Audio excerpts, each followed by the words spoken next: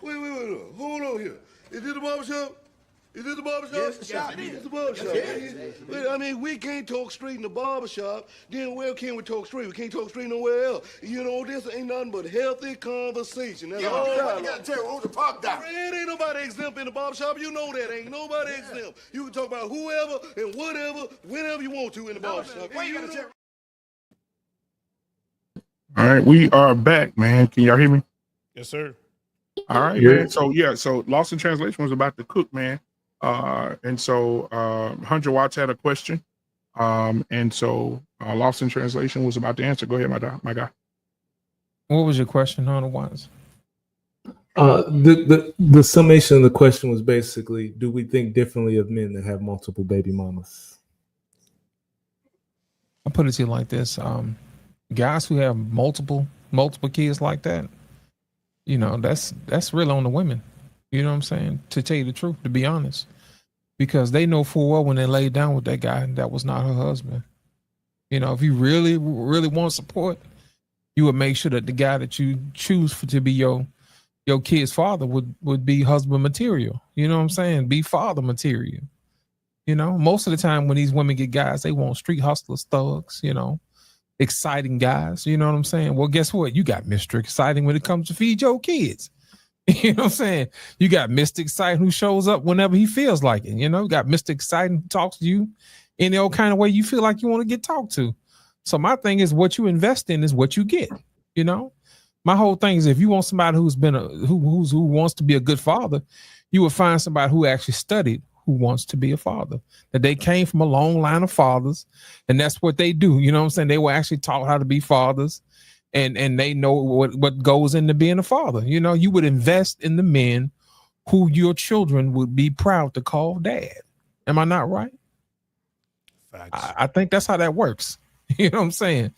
And I think what happens is if they can cook up these fantasies about the type of man that want them, I'm pretty sure they can cook up a fantasy about the type of man that needs to be the father of their children. You know, I mean, if we call them a spade, you know, that's just one of them things. Now, you already know there's always going to be some men out here who's going to do what they're going to do. And there's always going to be some women who go out there who let them do what they do. Well, guess what? Consequences, you know, is a part of the equation as well, too, you know. Now, I know for a fact that, you know, the rain falls on the just and the unjust. You know what I'm saying? But at the end of the day, you know, you reap what you sow. That's how I look at it. Church.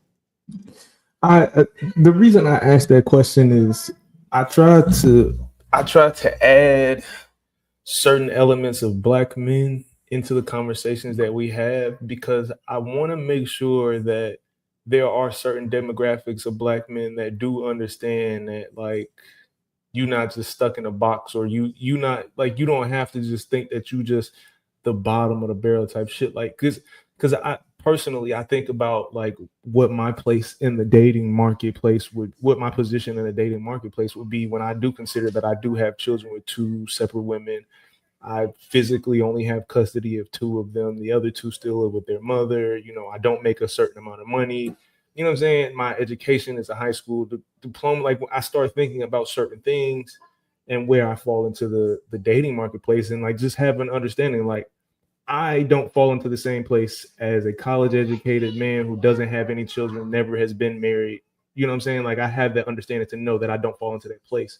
So just making sure that there are certain demographics of Black men, like, look, my G, like you might not be in that place, but you are still a valuable part of the dating marketplace. Like, I don't want certain Black men thinking that they don't have a chance to find somebody or to be able to attach to something, like, because the way that people speak about niggas like me, like, I'm technically what the internet would call a Pookie and a Ray Ray. And the way that niggas speak about Pookies and Ray Rays is diabolical, because you gentlemen here on this panel have had multiple conversations with me to know that I'm not stupid. You know what I'm saying? And I think that there are many men that have had that are probably considered Pookies and Ray Rays just based on their situation, but are possibly more intelligent than their actions may lead. You know what I'm saying?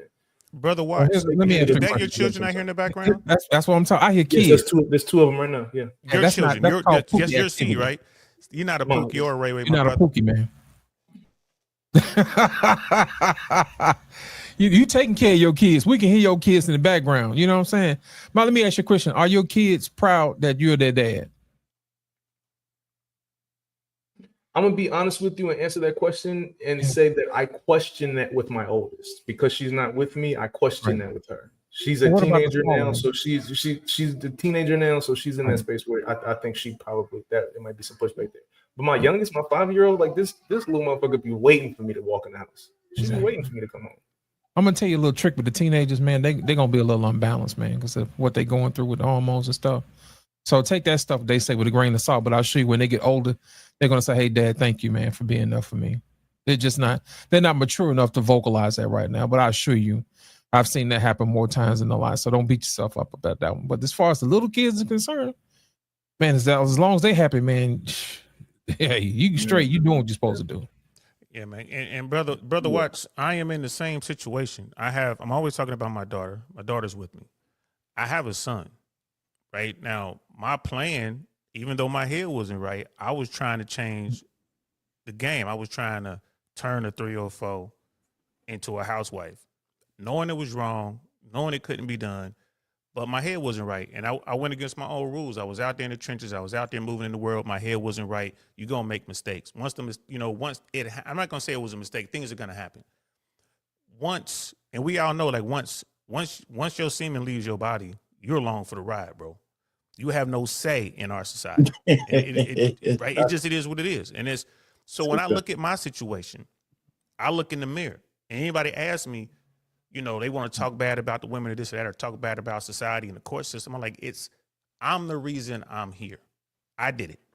I take full responsibility for my actions. And what I'm going to do is I'm going to keep pushing forward. And the mission is to do the best that I can. Now, that meant I had to make a serious decision because I was dealing with the worst type of woman. People like to talk about how bad black women are and the stereotypes and all that. Like my daughter's mom is Latina.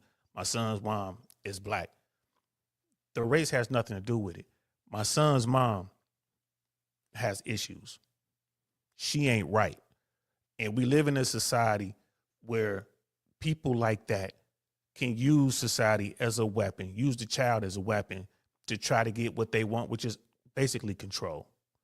And I had to make a decision. And my decision was I need to be here for my daughter, right? Because I know my son is going to seek me out. It's just a matter of time. Boys find their fathers. And when he does, and thanks to technology, it ain't hard. You know what I mean? All you got to do is type in DL Saint. He might have a little girlfriend like, oh, you don't know who your daddy is? Here he is right here. He talking about you. Right? It's when my son see this, I be able to tell him, I love you. I fought hard, real hard, but I couldn't beat the system. We were in California. I have the documents to prove it. I have the court records. I have all the text messages and everything. Now, the thing is, I don't want to turn him against his mom. His mom has no problem turning him against me, but I don't want to turn him against his mom because I need to lead from the front. Right? So this is all the kind of stuff. And I bet you, brother, you're probably doing something similar. You're fighting for your children. You're out here doing the stuff. To me, that makes you a real man and the type of leadership we need out there. People can learn from our stories, not a struggle, but our story. This is what happened, right? It's how it works in the military and the army. Somebody gets jacked up in the army. Like I was a paratrooper. If you get jacked up on a jump and say you all messed up, they had you passing out parachutes. So everybody else like, hey, pay attention. You're going to wind up like this dude. And that's where I am with it. Pay attention to what I did so you don't end up having to deal with these things. And like I said, I'm not religious because I think religion is of man and man is corrupt. But I am spiritual and I believe in the lessons that I was taught growing up in the small church, like Brother Loss was talking about. I really got the message. I understand that, Jesus wasn't riding around in a chariot or on a litter with bling bling and all that. In fact, he was in the church. He destroyed, not destroyed, but went in and chastised the people, right. the money changers. So what would he do today? Boy, he would be all over these preachers and these mega churches, ripping them apart.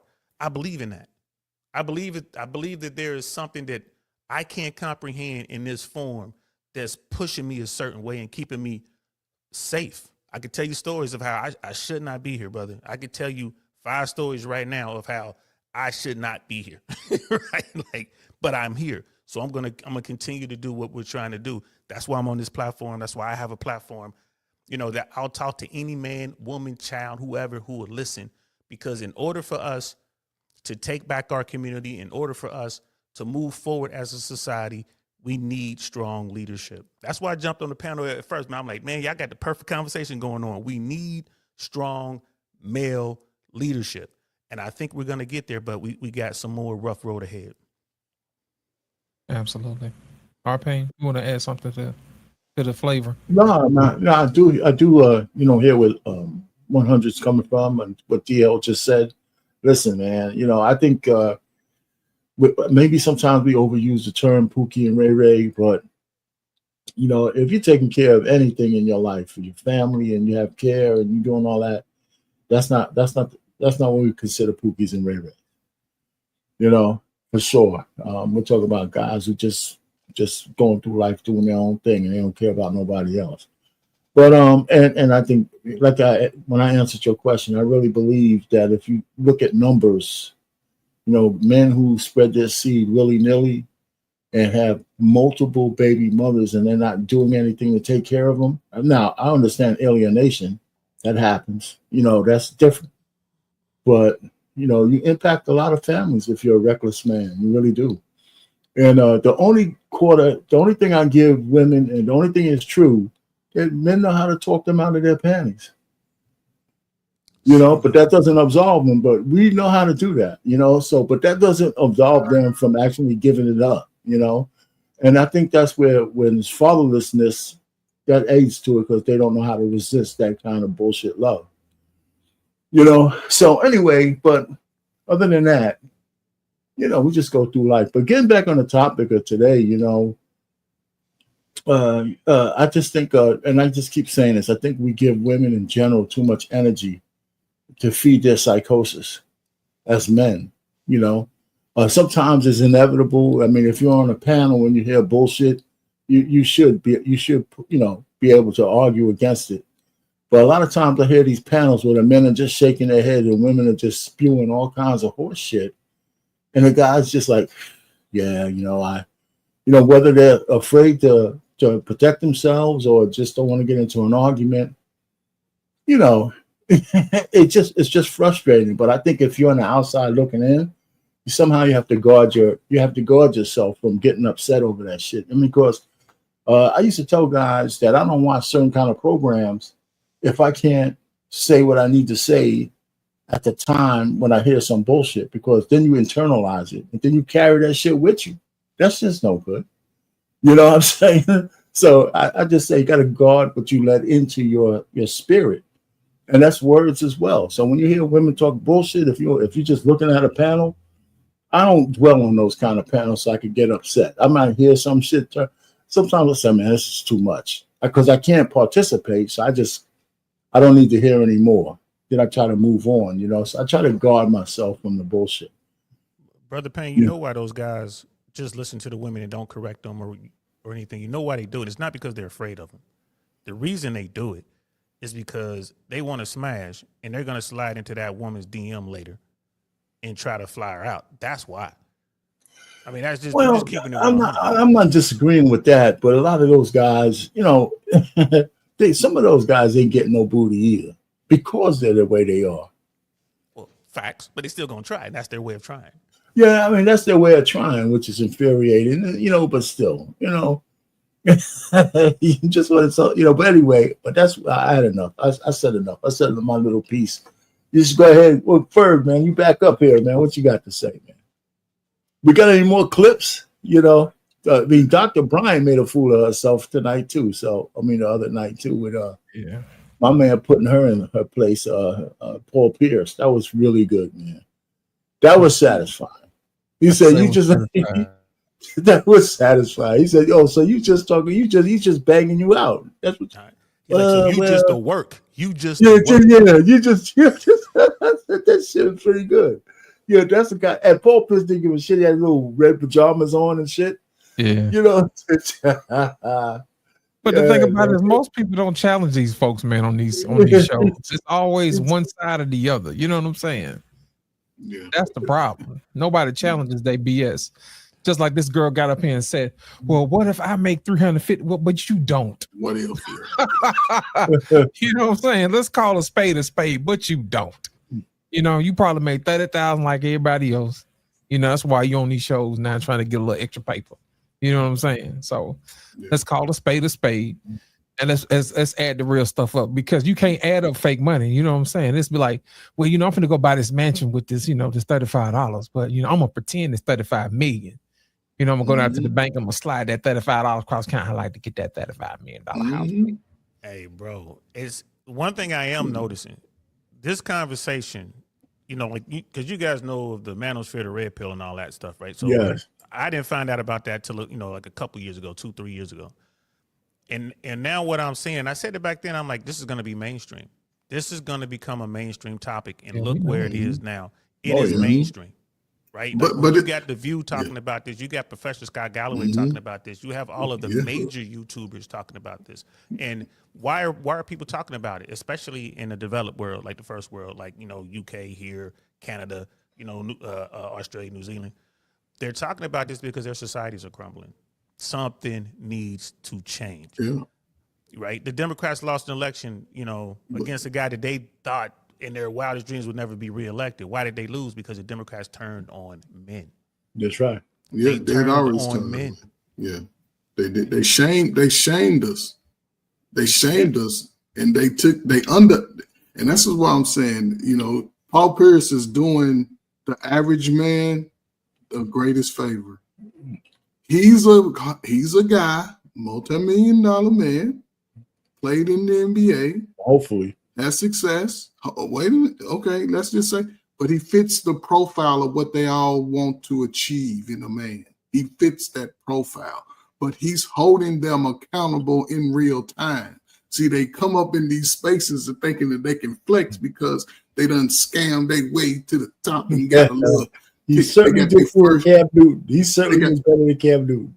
Yeah, but they got their first little $10,000 check from YouTube, and now he's still letting them know what the reality is, and his voice I think will resonate with young men. I'm gonna say this till women are underestimating the young brothers today.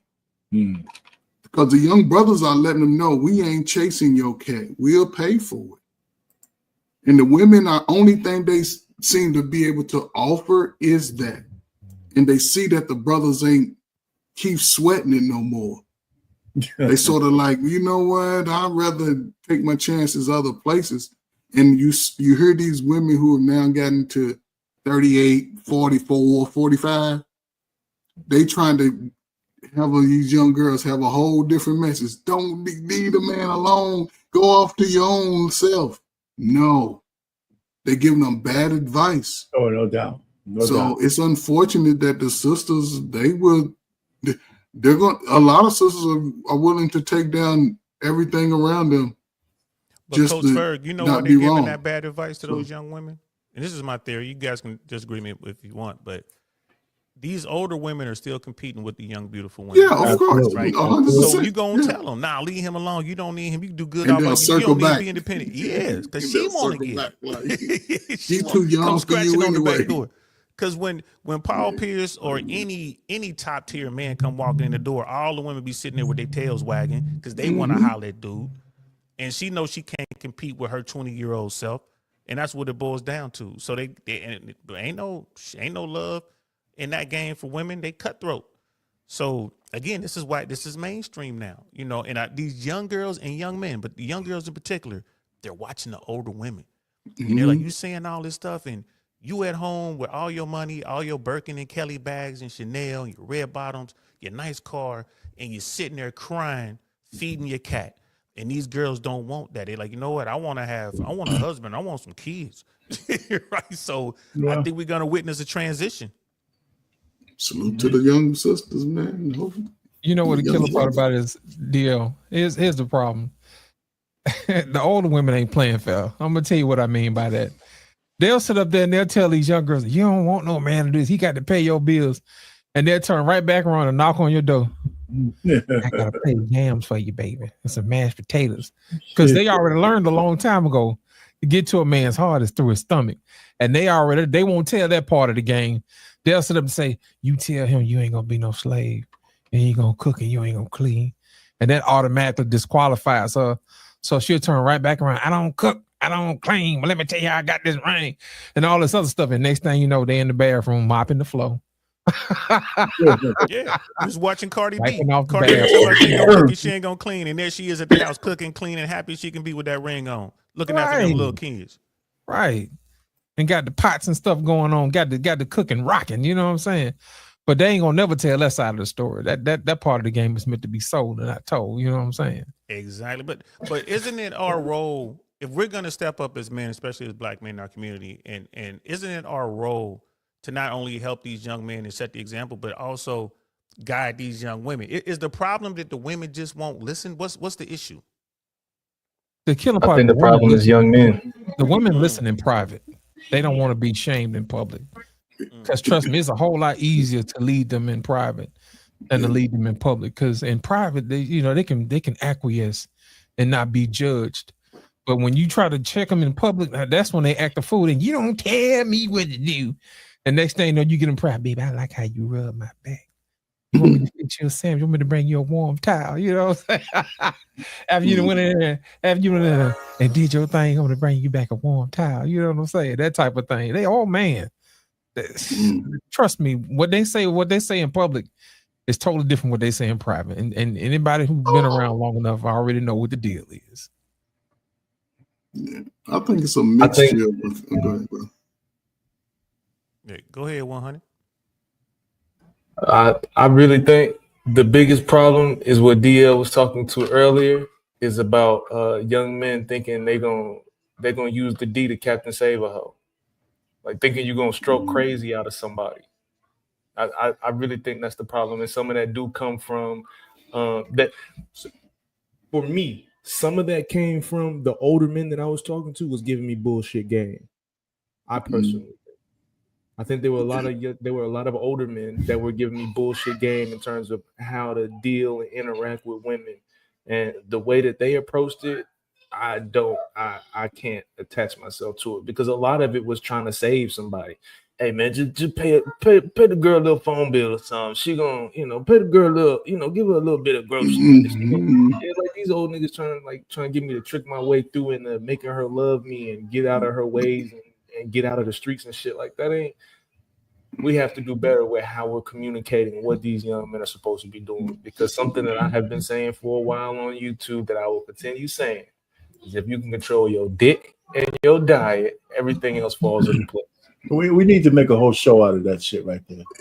Listen, we need to make a show out of those two things, right? Your dick and your diet, because we can go a long way with just those two things if men had that shit under control.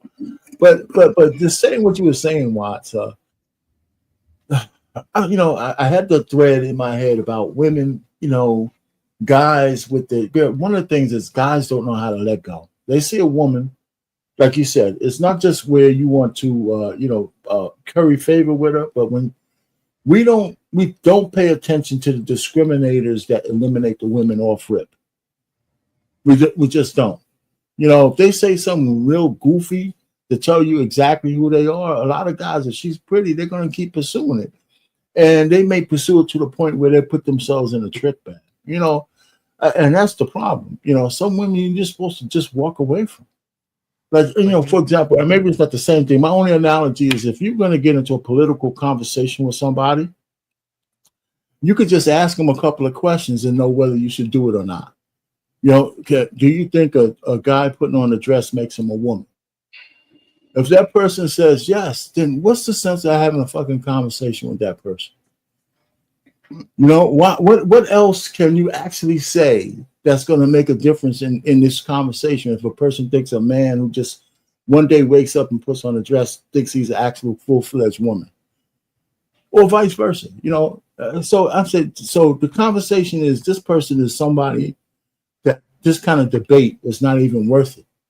And so sometimes when you're looking for a woman, I think it's the same thing. Sometimes they'll say shit like here's one thing. I'm not like that. I'm not this pretty boy, but I can sit there here and say, I reach 67 and I've never gave a woman a fucking dime just because she told me I should to talk to her. Not one goddamn dime. I mean, when I hear these women telling guys, you know, you're gonna pay for this and that just so you can meet me and talk to me, I'm going crazy here.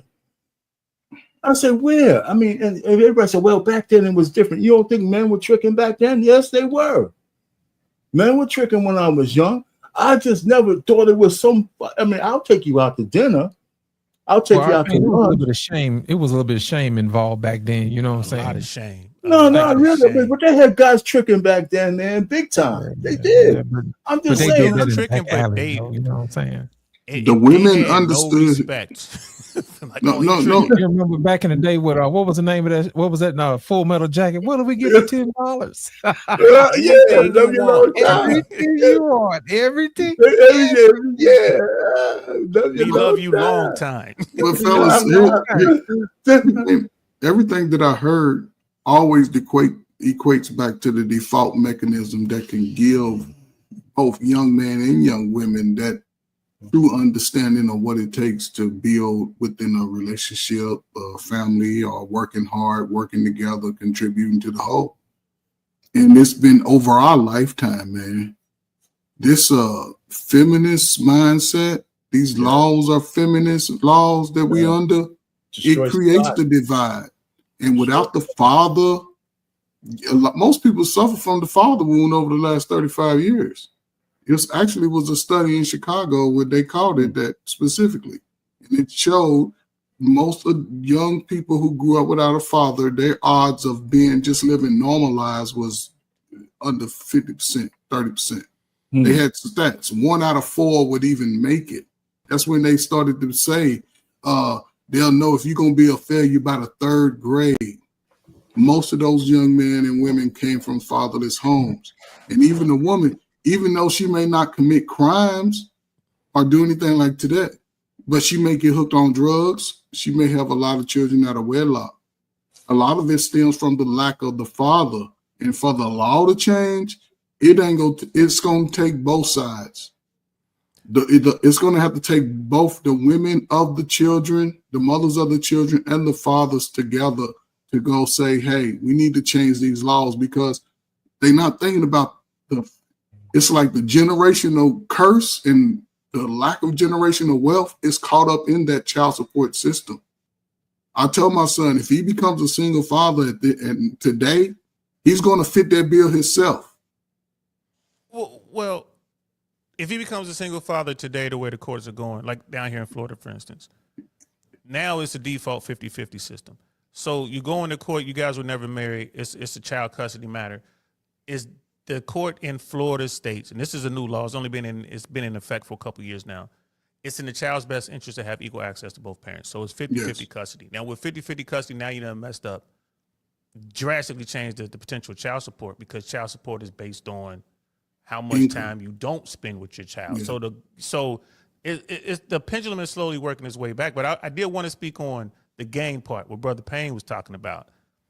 Back in the day, if you was tricking, and by tricking, I mean if you paying a bill, you doing, whatever, buying some groceries, man, you had to keep that hush, hush, bro. That was in the closet with the gay stuff and everything else. You had to keep that in the closet, bro, because you had no respect. Most stepdaddies was part of the game. What the deal? It was not. Most stepdaddies was tricking, and they was getting big respect. The stepdaddy was the biggest trick in the neighborhood. Listen, man, I hear what you was saying. Understood, man.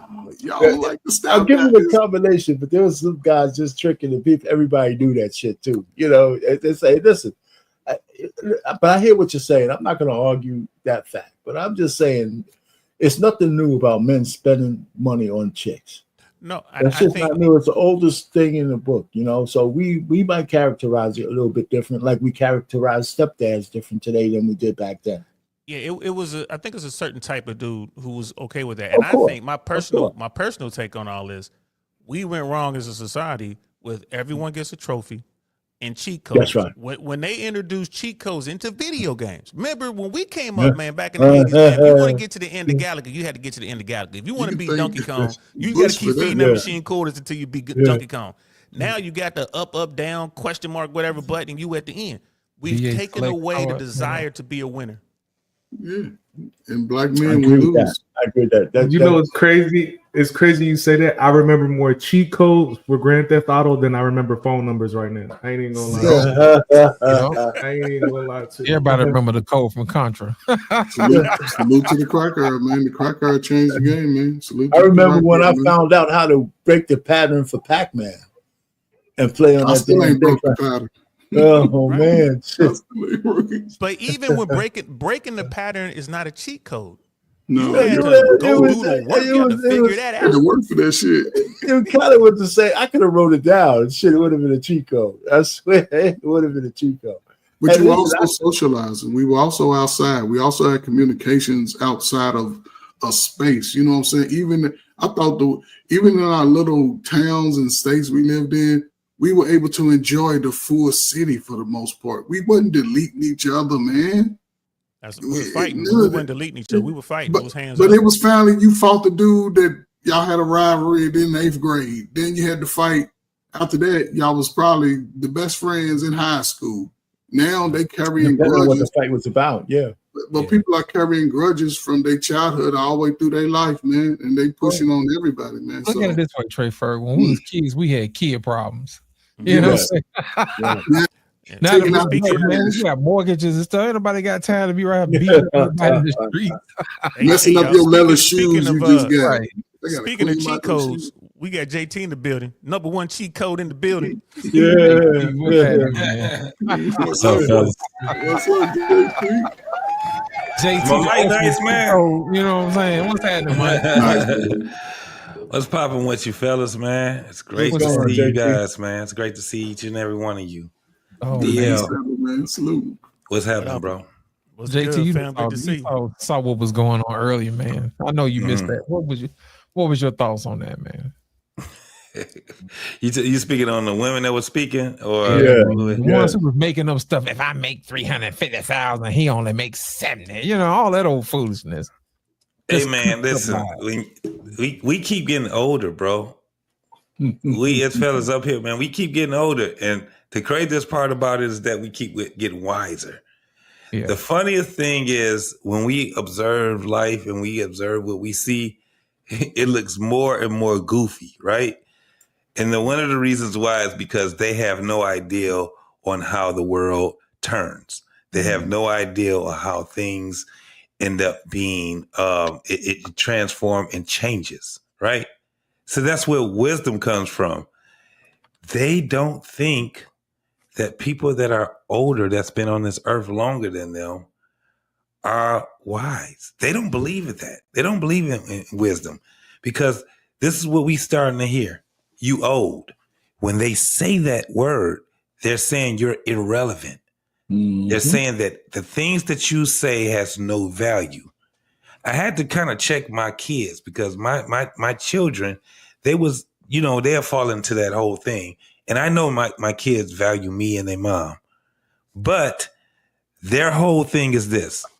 It's not the same. Like you ain't telling me nothing. You know how many decades I knew that it wasn't the same? You know how many times I understood when people say the world is changing, the world is not the same way. They don't understand it. So when we hear women speaking on that platform, we already understand that first and foremost, being on these panels and looking at panels and things like that, the ones that talk the most are the ones that don't have the knowledge. The women.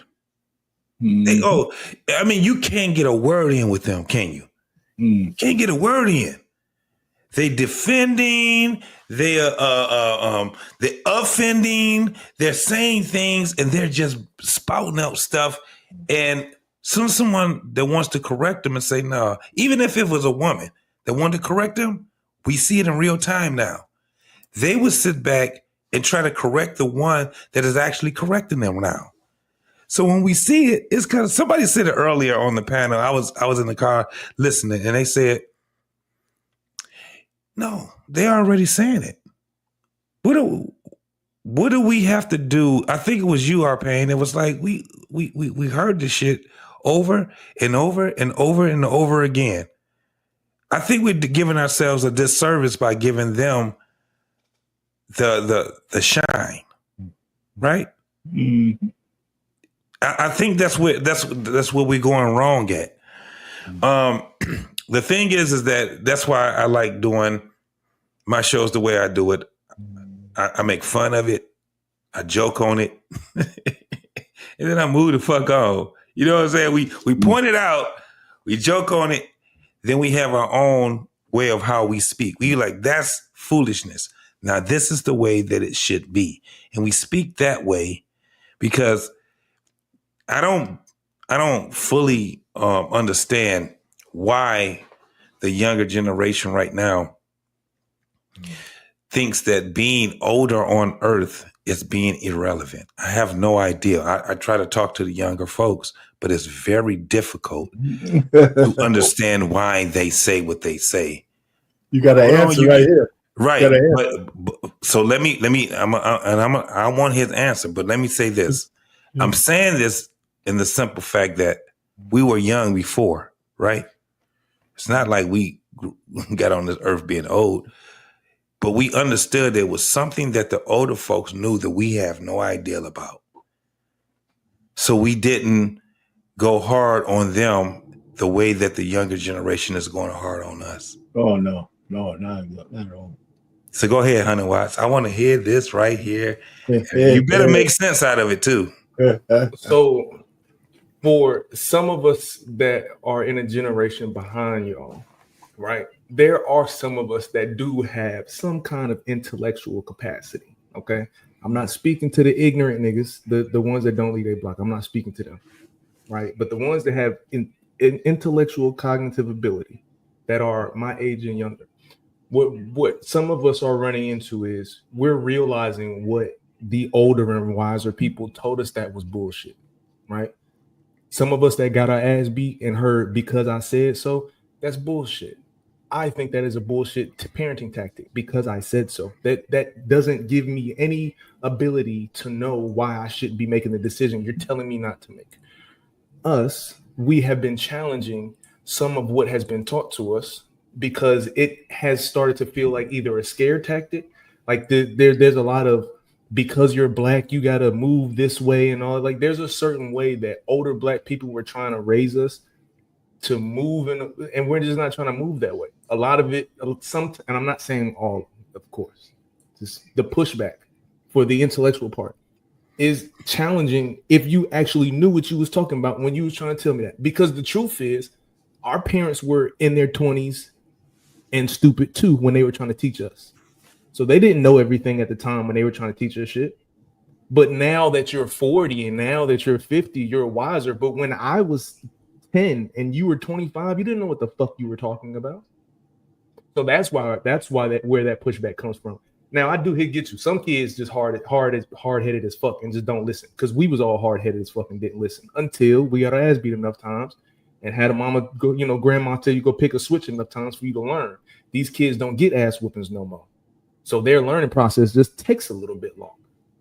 So you're gonna have a few young people that's gonna not believe what you're saying and say what you're saying is a lie and just have to go bump their head because they're not getting their ass beat no more. They have to bump their head because they're not getting ass whoopings no more. Yeah, my daughter wish she didn't get no ass whoopings. Let me ask you a question. What if I told you there was a certain wisdom in because I told you so? Would you believe me? That doesn't give that child any ability to develop a thought process. I just they don't do shit. What if there's a certain wisdom in because I told you so? Would you believe me? Yes or no? As a child, no. Okay, let me ask you this. In the Bible, it says that obedience is better than sacrifice, right? Say, for instance, if I don't teach my child to heed when I call immediately, that can endanger them. Say, for instance, they're running around outside in the streets or whatever.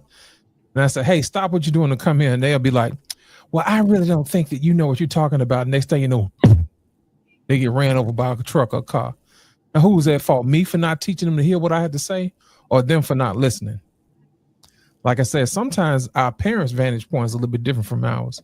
And sometimes there is wisdom in because I told you so. Yeah.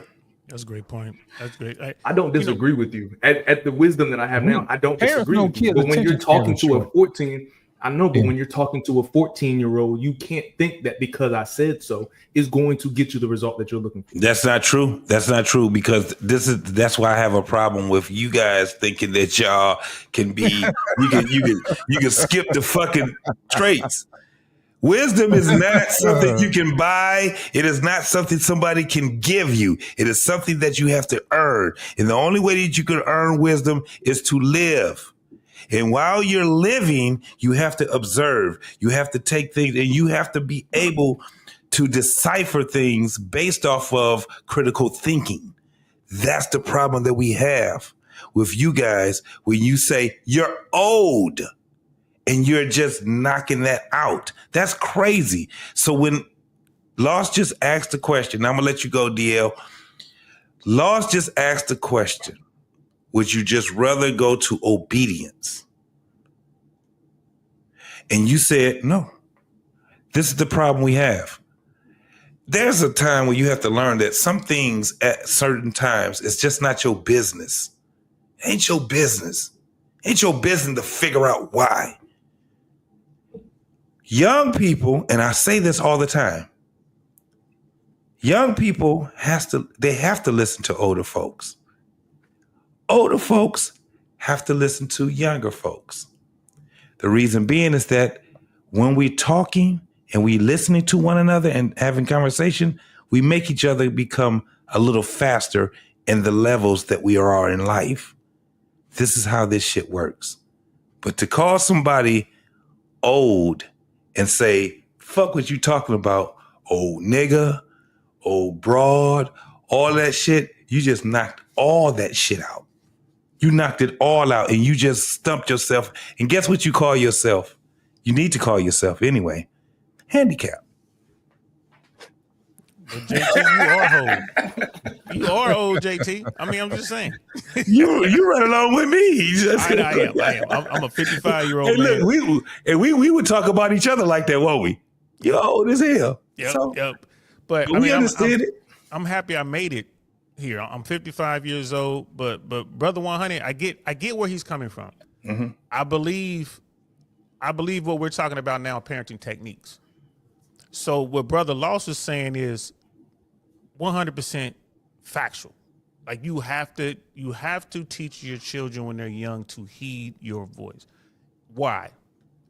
Because a lot of women, let's say we have a traditional household. You got mom and you got dad. You got mom and you got dad, right? And we're adhering to traditional roles. Mom tends to be a little more in the emotions and she's a little softer, and you know what I mean? But dad has that voice. So when you got a situation when your child is chasing that ball into the street and mom screams, stop. Well, mom is lovey-dovey, fun, and this and that. The child might not stop right away. When dad says stop, child hits the brakes. You need that. So you have to figure that part out. Like I had when my daughter was young, I was that. You know, she got her little spankings. It's not like it hurt. She had on Pampers and all that, but you know, it was just the loudness and everything. And when Papa talks, she would listen. Yeah. And I'll share this story with you. Went to pick up my daughter, transfer, you know, co-parenting with mom at this church. Her mom was at the Scientology church. That's another story for another day.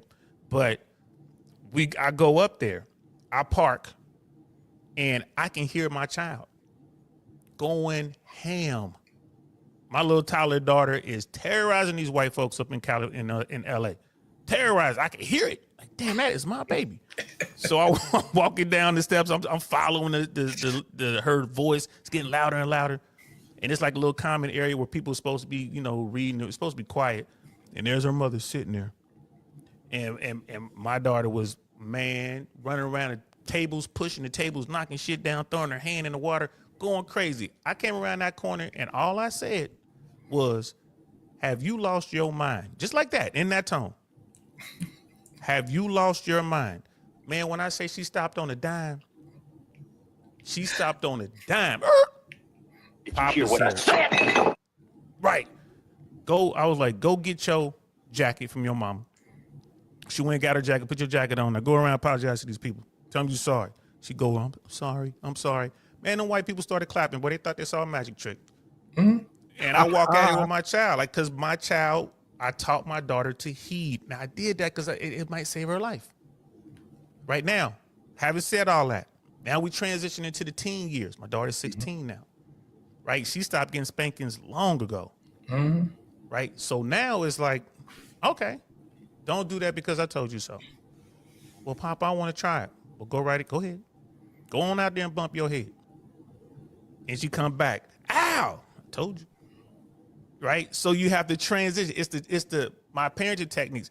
I didn't want my daughter to experience what I experienced from age 9 to 14. Getting punched in the chest, knocked down, screamed at. I didn't want her to experience that. So to this day, and guess what? My daughter talks to me. If it's something important, she comes and talks to me.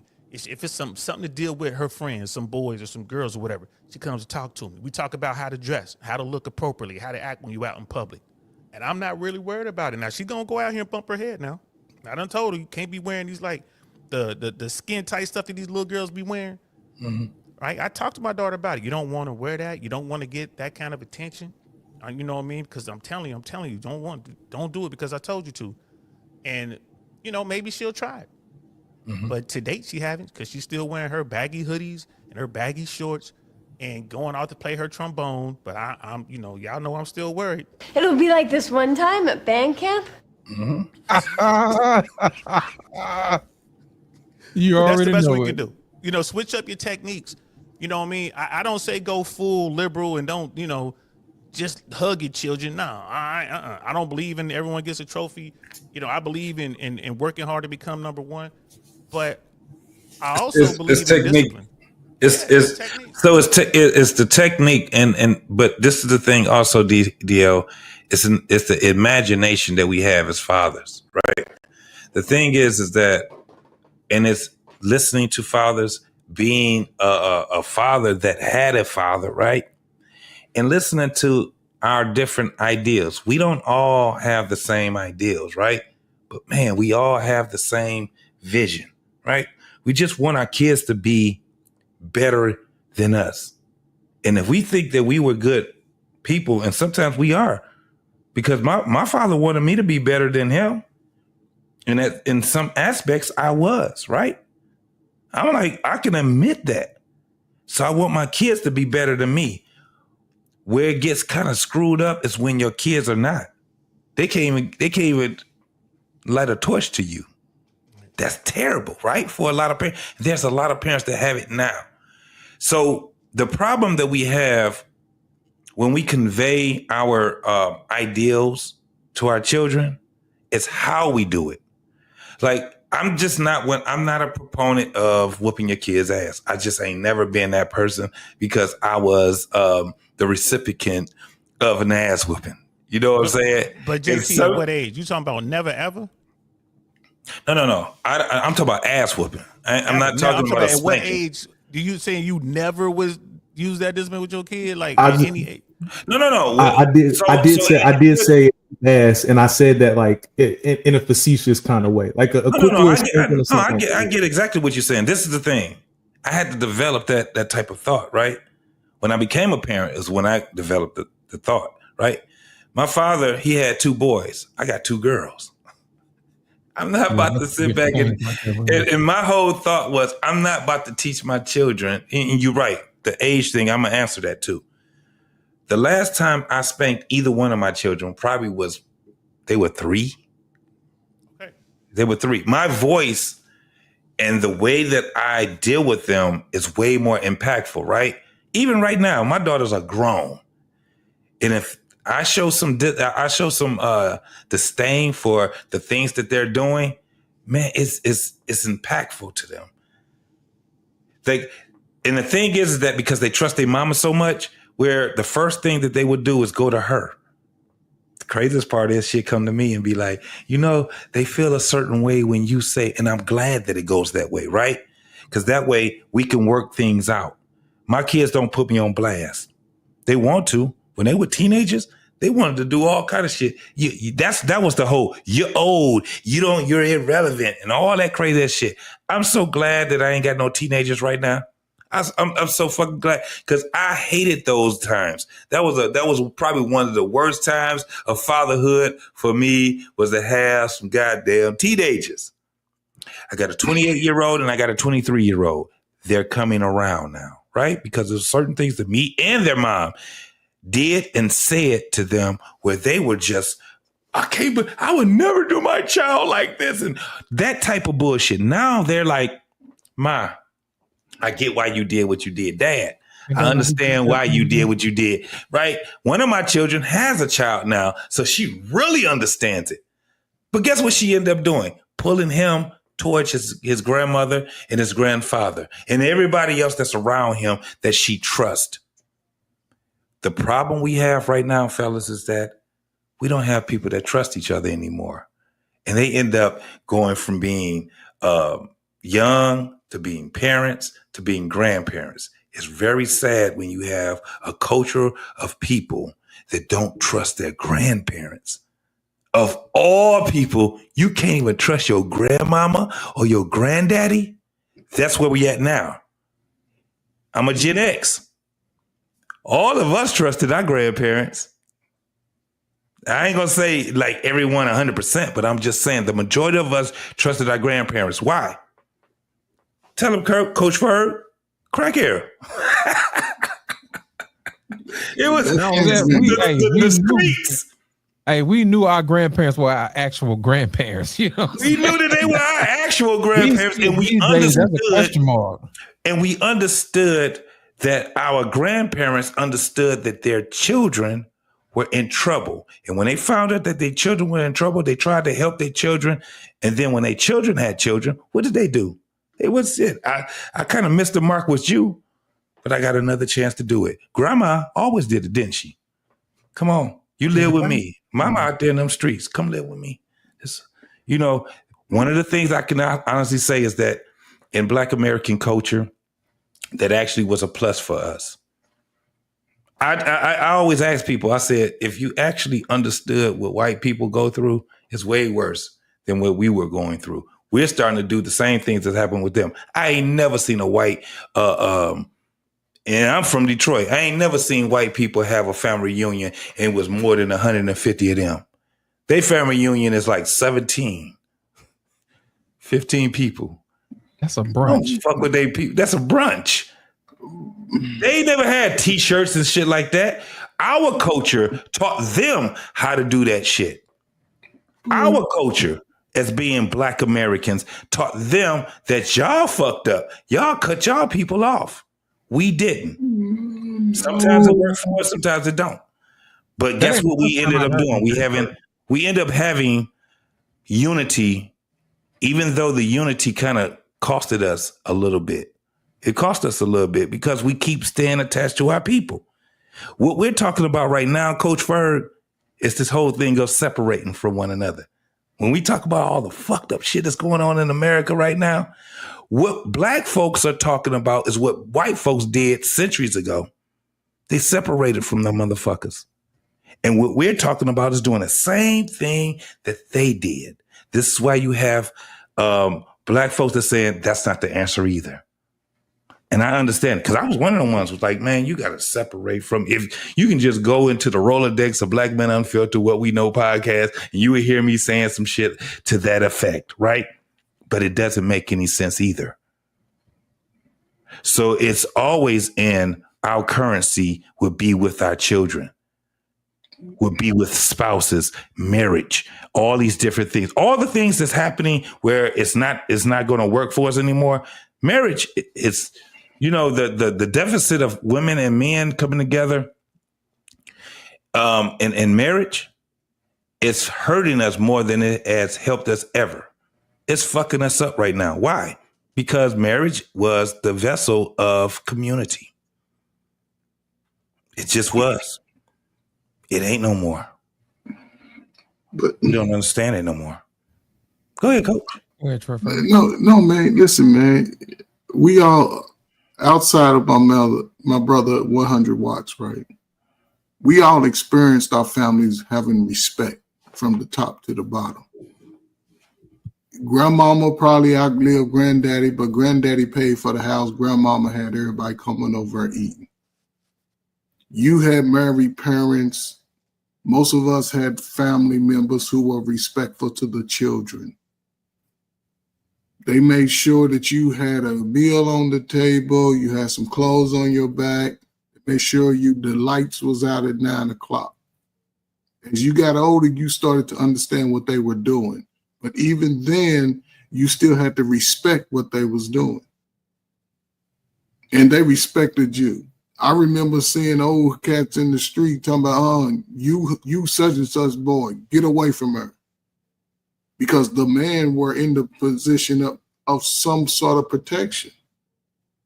Once that welfare came and that crack, listen, man, it's always been single mothers. And those mothers respect the children. I remember going to the project. Some of the cleanest house I ever seen was in the project. Some of the most respectful mothers were in the projects. The mothers put the children first. That's why all the mothers was 130 pounds, because they made sure the children ate first. Today, the modern selfish American who's now post-crack adult, they think about self first. Big back. And by default, I'm going to shut up on this. By default, again, the messages that both young men and young women don't get, if they don't get it from both parents, because we the generation that know everything. We know that we grew up in the from 0 to 100. They're not getting the messages. And I see it for what it is, man. From working in this field, those kids are now adults across America. It's that, I don't know the gens, but I'm gonna tell you, when you look at it, when you start pulling up the clips of most people in their early 40s to 27, they struggling the most. They struggling the most, but they still gonna have babies. And they still gonna continue to try to separate and then say there's no good men or women. That's gonna be the downfall. I'm going on panels and I ain't taking it easy on them, because if they don't fix it, because they don't want the kids to be better, they shame everything before them. And when you look at them, they still standing in quicksand. Most of them are. So listen, the ones that get it will be okay. The ones that don't get it in America, you might have to go to a third world country. You may have to start from scratch over there, because America's about to change and people don't see it. So brothers, get in while you can. That's all I can say. America's definitely changed, bro. Like, they're worried about the replacement rate. People, anecdotally, we look at, like, man, there's plenty of kids out here, but when you look at the stats, we're below replacement rates. Like, you look, successful people. What are we replacing them with? Well, yeah. You know what I'm saying? With dogs and cats and ferrets and rabbits, because that's what people are doing now. They're getting pets. They're not getting kids. They're getting pets. Why? Can't afford it. It's to your point, Coach. The way marriage is set up, legal marriage is set up, if that system just doesn't work. It's a bad idea. It's a bad contract for somebody, right? And a lot of these ladies are starting to find out what I mean when I say that. I'm like, look, y'all coming out of college, you're making more money than the average man, and especially in the big cities, right? So you the alpha, you bringing home the money, and look at Cassie Ventura. Cassie Ventura is up to what, $30 million. I'm pretty sure she's out working on book deals, TV deals, all sorts of deals. So her husband is at home, the former, personal trainer, with the kids in the house. I bet you 5 years from now, they get divorced, he's taking half of her stuff. He's gonna get half of the Birkins and the Kellys. He's gonna get half of the Louboutins. He's gonna get the kids. He's gonna get the house. And people are talking, because I did it on my show. Like, is Cassie, is she a victim here? Is she predator or prey? And I'm like, you know what? She might be dealing with the ultimate pimp, waiting in the wings, her husband, waiting to get her. And guess what? The way the laws are set up, she gonna have to pay. She got the bread. If you don't believe me, ask Mary J. Blige, ask Halle Berry, ask Jennifer Lopez, Kelly Clarkson. You gonna have to cut that check. and women are seeing this. So it's the whole thing is being turned upside down. And who loses? Our society loses because people like, man, don't get married. Man, don't have no kids. Get your money, get the bag. You know, men are out here doing it. They're making themselves into the best versions of themselves, but they're giving up on women, at least women here in America. Yeah, that makes a lot of sense. So it's kind of like, are we making the best decisions for society, right? And I don't think so, because everything is basically people are looking out for self, and it's just a domino effect. Saint, it's just a domino effect, and this is the thing. Me making that statement is just saying, I definitely ain't the one that can tell you that we got the answer. I just observe and I see what I see. And Brother Lost, can you put that that comment back up? You were saying that women aren't.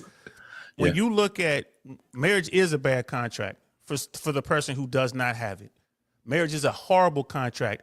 The person who does not have it, I'm saying man or woman, I'm just saying who doesn't have the money, after 5 to 7 years, right? You are incentivized to leave to break that contract. You're incentivized to do it. So it is a bad contract. It is a bad contract. I think that's one of the reasons why I say what I say. Right. And I know Lost, he got an answer for it, but I'm saying just observing and understanding how the world is working right now, it's very difficult to have an answer for success. Well, but I wouldn't finish with that comment yet. Women are out earning men in one of the youngest cohorts. I think it's between 23 and 28, whatever that cohort is. Women are out earning their male counterparts. Go check the math, friend. In regions, though, it's not across the country. Probably in region, it's a regional thing. But it's growing, right? They're not going to keep making less. And a lot of the invisible men have stopped even trying. They're staying at home. They're in their mama's basement. They're in grandma's basement. They ain't even working.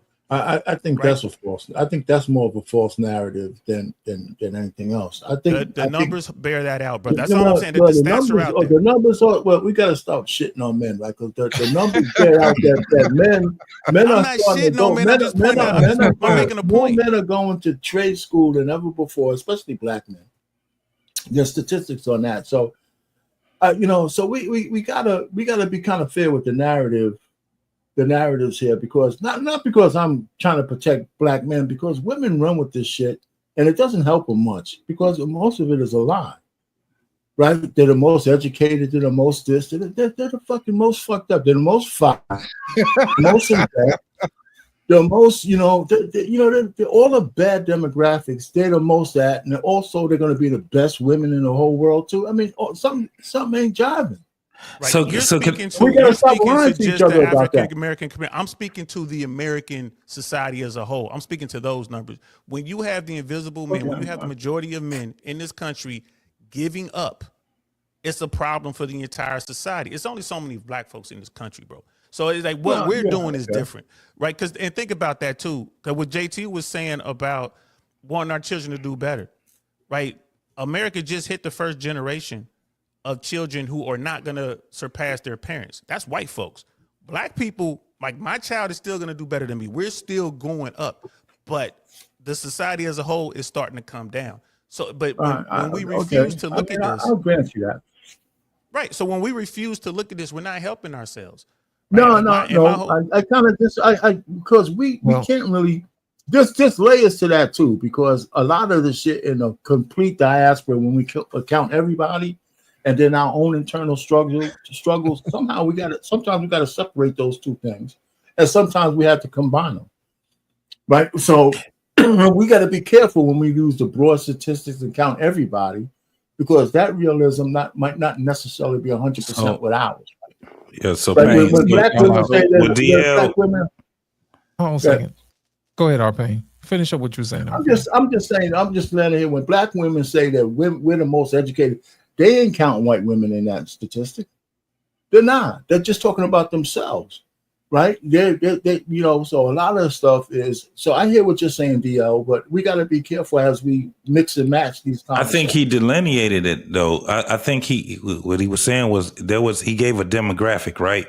for what he was just saying. Because when you add Gen X and you add, because lo and behold, you still have baby boomers that are still in those stats, right? What DL was saying was that when you start talking about, what was it, DL, 23 to...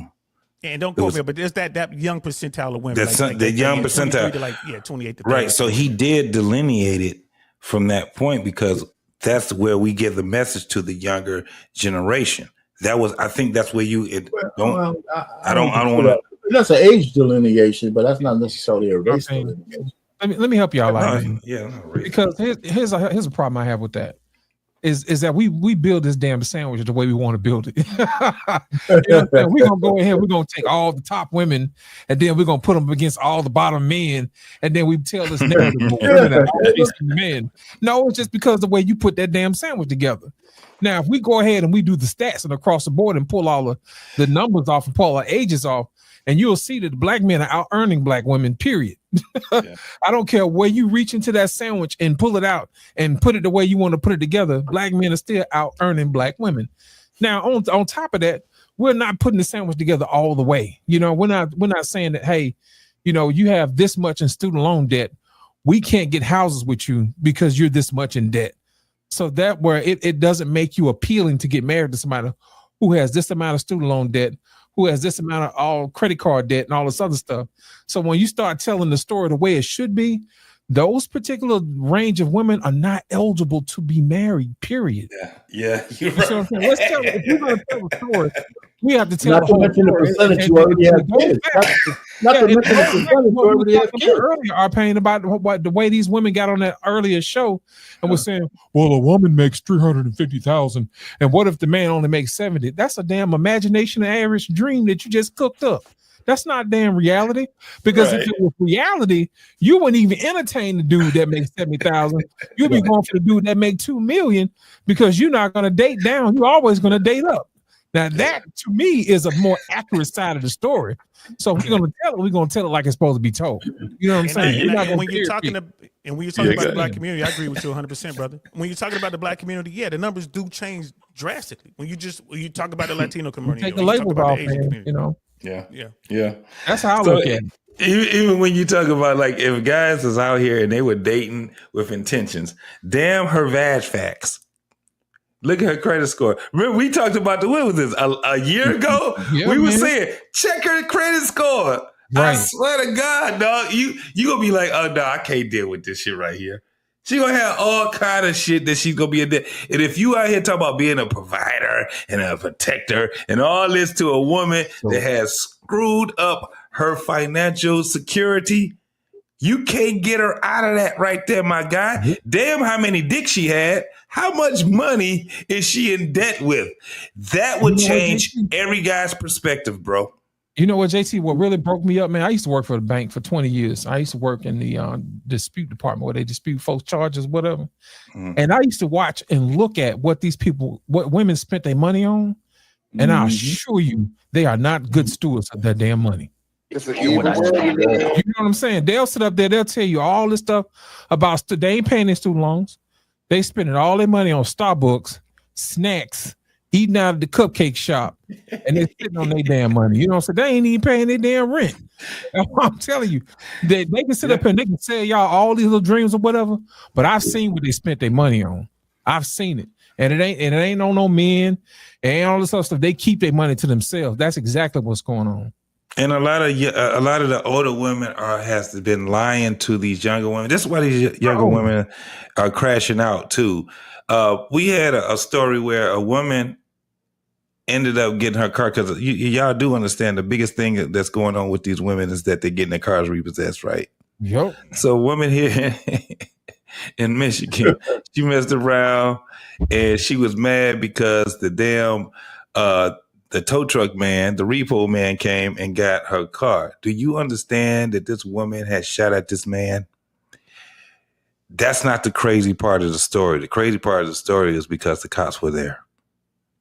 She shot at the damn tow truck man, and the cops had to shoot her. Now, they didn't kill her. And that was crazy, because I'm like, these motherfuckers don't shoot to neutralize. They shoot to kill you. Period. Police officers, they don't spend a lot of time at the range, so. And there you go. And you're right. You're absolutely right. So the thing is that now she in jail with a bullet wound in the leg, looking sad because she wanted to try to keep a car that she couldn't afford anyway. JT, I'm telling you, they can try this mess with anybody else on the internet, but they can't try that mess on me because I seen what they spend their money on. Yeah. And the ones who say they got money, they ain't got it like they think they got it. I'm here to tell you, they broke. That's the reason why they require you to pay their bills because they ain't got it in the first place. Yes, exactly. But they buy houses based on the flex. I mean, that's another thing. When women buy houses and shit, no husband, they buy a house and they don't count the insurance and the rising taxes and all that shit. They're getting kicked out of their houses in Grove. And, I talk to these honeys. I said, listen, you buy that house, you ain't got no really man to protect you. And the hell with the physical protection. But, okay, it's a rainy fucking night. And you just figured out that your bottom floor has 45 windows. And it's just you in a corner room upstairs and shit somewhere. You know what I'm saying? And you got that stupid cheap ass lock on your front door thinking you're safe. You're not. Or a camera. I'm just saying. You're men on the other hand, most of give us content. That's most men. If a man usually buys a house because he wants to fill it with a family. It's not 100%, but he wants to put a family in there. Yeah. And women it's a flex with them. All kinds of stupid shit is flex with the honeys, man, and they're ruining themselves. They price themselves out of the market and all that kind of stuff. And I think brothers are starting to come to the realization that shit, you know what? We got value. We've already accepted that we ain't getting no virgins. And that shit's even way back in my day, right? So we already kind of accept that. Now they're asking us to accept whores. They're asking us to accept. And then the problem with that, I'm gonna shut up on this one, is that all the trauma that women have, I'm not talking about SA, because that's the one real trauma that I agree with, is that every woman that has trauma in her 30s is at the tip of some man's dick. No matter if you peel that onion back, it's always a man on the other side of their trauma. And then they kind of levy that shit on you, whether it's 18 kids or whether it's what a guy left me or the bitch who's on the table or Dr. Brian. Everything they had, all their problems, all have to do with a man's Johnson at some point. Yeah. That's why they're supposed to be chased. That's why they're supposed to have some kind of it's the problem. All that energy they collected through their years, all that DNA, all that stuff, man, stays with them, man. Then they expect you to come in and clean all that shit up. Bro. It's crazy. Bro, listen, here's the thing. America is going through a correction. Like the everything bubble is beginning to burst. Everything's coming, the foundation is cracked. Down here in Florida, like the housing market changed big time. The condo market has been devastated. And to your point, a lot of sisters out here bought some properties, they did this thing, did that. And, they're losing their properties. Cars, like the repo thing, the automotive business has been messed up for almost a year now. It's just now getting to the point where they can't kick the can down the road no more. Right. If we have real leadership in our communities and we can explain to these young kids, it's like, look, man, you're gonna need help to make it. Like you're gonna have to team up to make it. That's what's going on. Like I don't agree with the marriage laws as they stand today, but sit down, get a prenuptial. Let's make that a mandatory situation. Like, all right, if you're gonna get married, it's like you gotta go talk to the church, you gotta go whatever you gotta go do, gotta get your license, but you also gotta bring in your prenup. We can't get a license without a prenup. So you need to sit down to figure out if this don't work out, how you gonna split this up, right? Because it's hard to do it by yourself, man. I agree. Brother Laws, what do you need now to get a mortgage, to get approved on a mortgage for the median cost of a home? I think it's around $416,000 median cost of a home these days. What do you need to qualify for that loan at 7%? You got to make $175K, man, per year. Like real talk. And that'd be what 20, and that'd be what 20 grand down or something like that. Need 20 grand down. Yeah. So you know where you have to pay PMI. Mm-hmm. It's incredible. Well, the average person ain't making that, y'all. I'm gonna tell you. the median income in America, people ain't making that. You know what I'm saying? The median household income in America is like, I think is like around between 85 and 93,000, depending on what numbers you look at. That's two income, sometimes three. That's median. What's the median? 65. With two incomes, yeah, you was pretty high up there, man. Bro, like I said, it depends on who you look at. But what's the average? The median income, individual income is what, right around 35 to 55,000? Somewhere like between there. Even on the coast, skew all the numbers. I mean, if you know, again, it depends on where you're getting your numbers. Yeah, but no one is near that 175 mark you need to earn so you can get the median, so you can get an average house. Oh, that's up there. Put it like this, man. You got to look at it like this. What women fail to do is they have a bad sense of numbers. Think about it. When my granddaddy came up, you know, one of those Sears houses that you buy, you know, they drop it off and you put it together and it take you about a week to put the house together. You have a 2-3 bedroom house. That house is $3,500. It's on the internet. You can look at it all day long. Okay. That house is probably maybe, you know, 10% of his income, you know, buying power. Now, you have to look at it like this. The weight of inflation and how it works is that wages have not kept up with the cost of housing. Facts. And the value of your money is not the same. So that 10% that he was using to buy his house, he could probably pay for his house if he just, you know, just one year's salary should be able to take care of your house. You know what I'm saying? Now that's not the case. It's going to take twice, almost 3 times, 4 times as much money for you to make to leverage that type of thing. And you probably never pay it off. I'm just being honest. You know what I'm saying? If you start throwing it, and the value of the dollar is shrinking every day. So a greater portion of your income is going towards your housing. So instead of 10% of your income coming in, you got about 80% of your income going into housing. You know what I'm saying? 90%. That's high. Shit. Yeah, that's a lot, man. So when you hear women sit up and say, well, I want you to pay my bills like my granddaddy did. Well, the money ain't the same. and you ain't your grandmother. And you ain't your grandmother. You ain't chased either. You know what I'm saying? That type of thing. But even if they were chased, they still don't put no more value on the money now, does it? No, it does not. You know, but that's how I look at it. People don't know how to do math, man, and that's the issue that we have in our community when we have these conversations, because nobody's actually pulling out a piece of paper and a pen and saying, "Hey, look, the reason why you can't get this type of house is because the house that you're getting is a lot more square footage." You know what I'm saying? Because the house that our grandparents got, they may have got 2-3 bedrooms and 12 by 12 room, you know what I'm saying, that type of thing.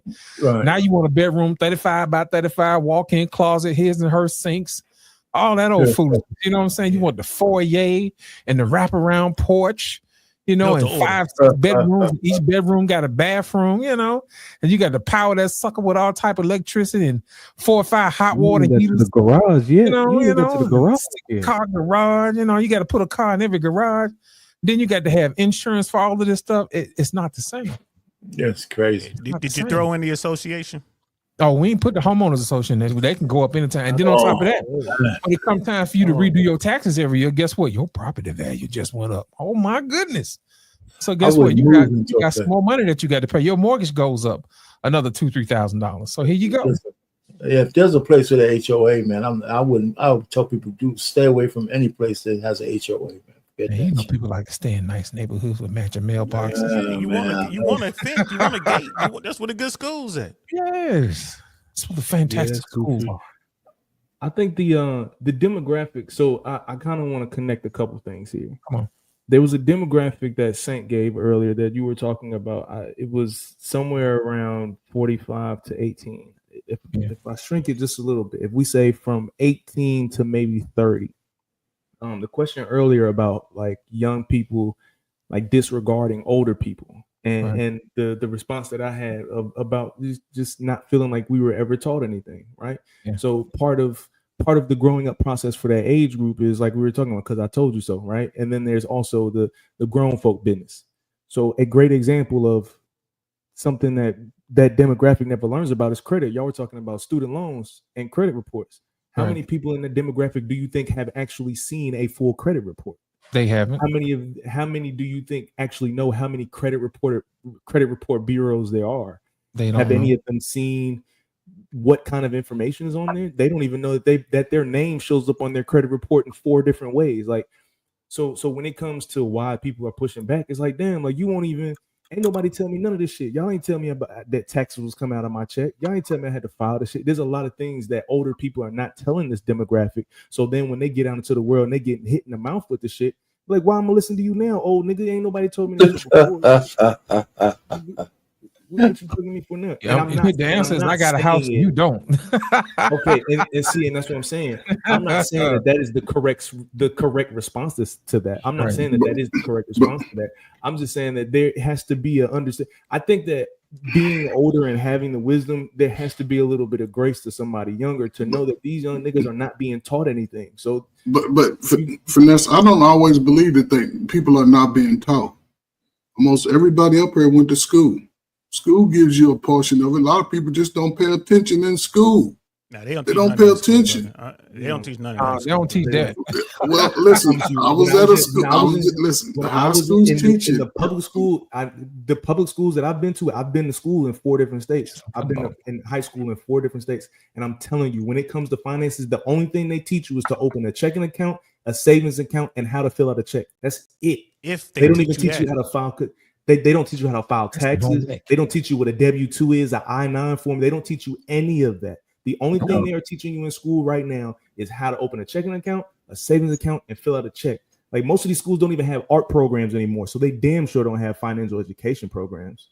You know what? The first time I ever heard about these kids.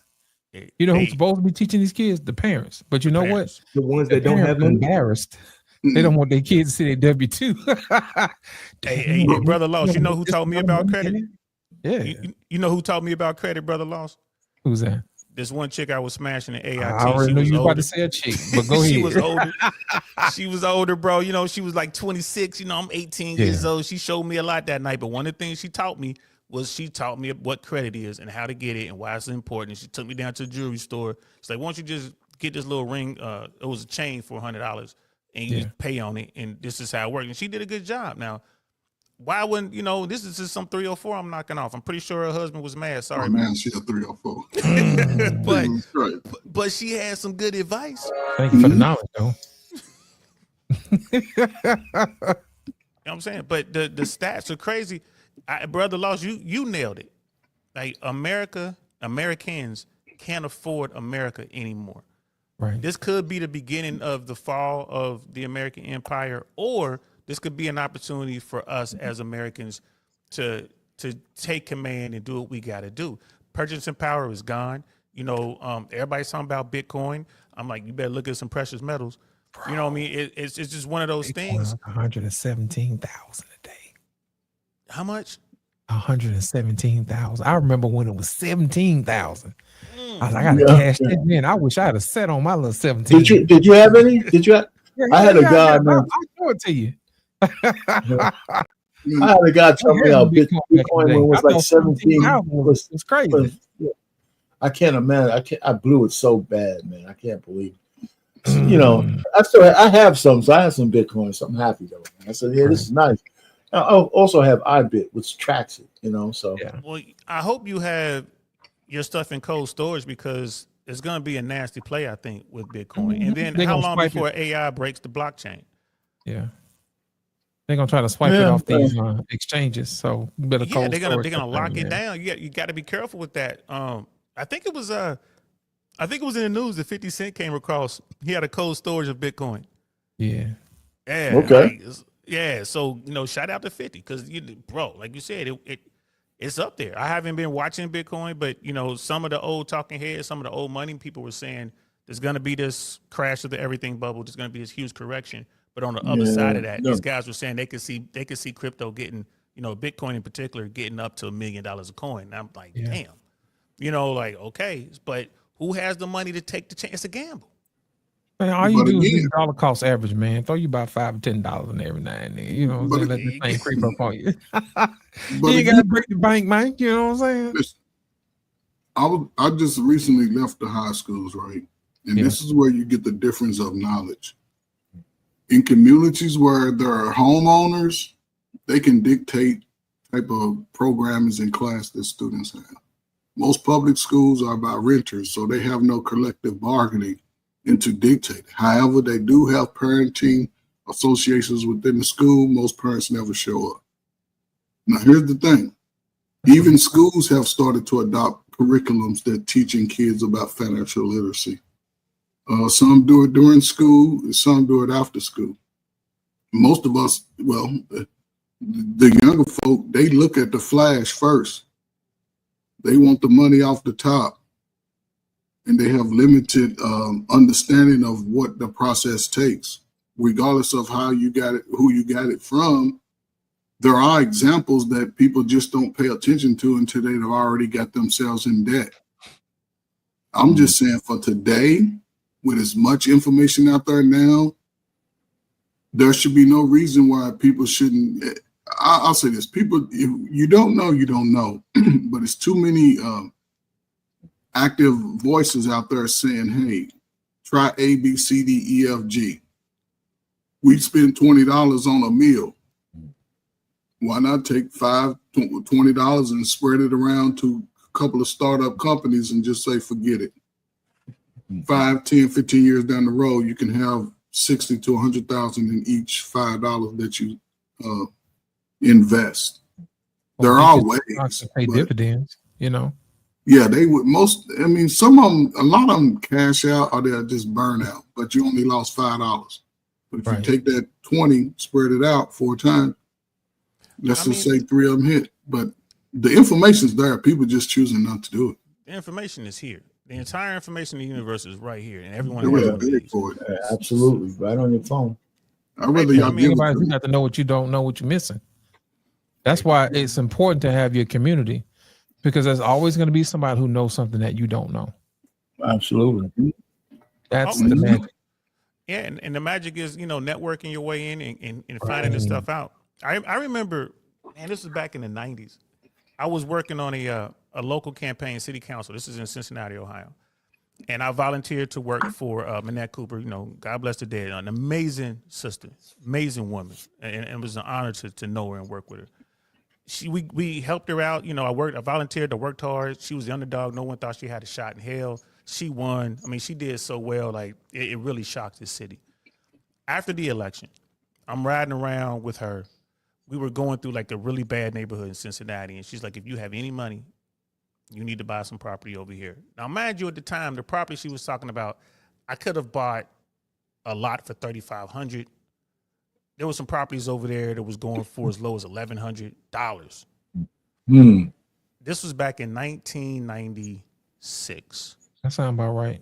1996.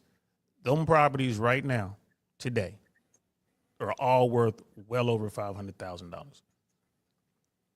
Now, and she tried to tell me I just didn't have it. I just didn't have it. $3,000 a day. Yeah, I get that, but back then, I couldn't get it. Deal, let me ask you a question. Is it the fact that those properties cost $1,100 back then, or is our money just worthless today? I think it was a combination of both. More to the point. The dollar is losing purchasing power. Period. Yeah. That is a fact. How much it costs to get a Happy Meal or whatever out of McDonald's or one of those? $15. $20. Ain't so happy no more. Goddamn. Happy Meal. Happy Meal's $18. Man, shit. Yeah, something like it's that. 11. Yep, it's $11.50. It's 11. Come with Prozac and box. It ain't $2.85 no more.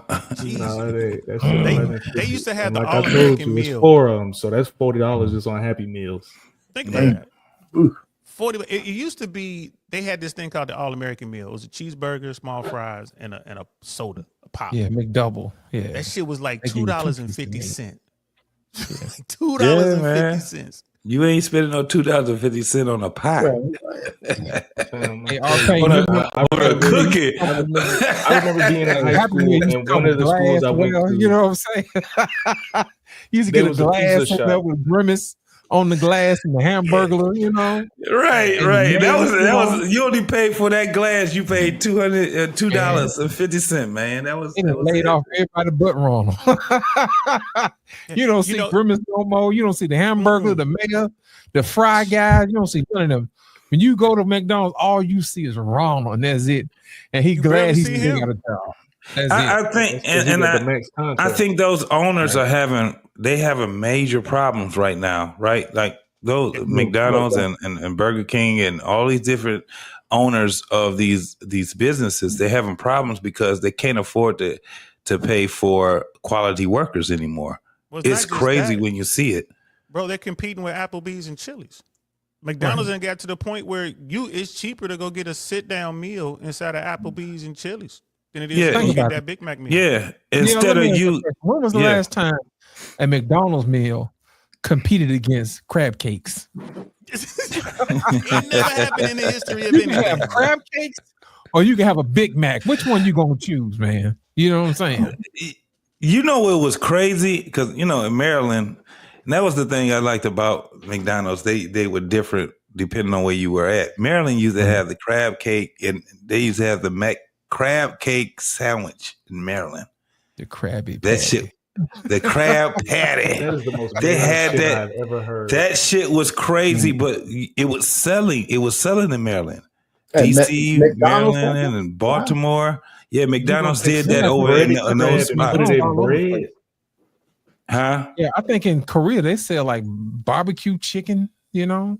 Yeah. McDonald's is totally different depending on where you go. Because in Europe, let me tell you, they never sold. I know in Austria and in Germany, they never sold those potato hash browns. Yeah. They didn't sell. You ate fries with, you know, your what was it? The McMuffin. McMuffin. It was, and this is in the 90s. And I was like, damn, y'all ain't got the, you know, and nope, fries. It just came. And then everything else was fruit.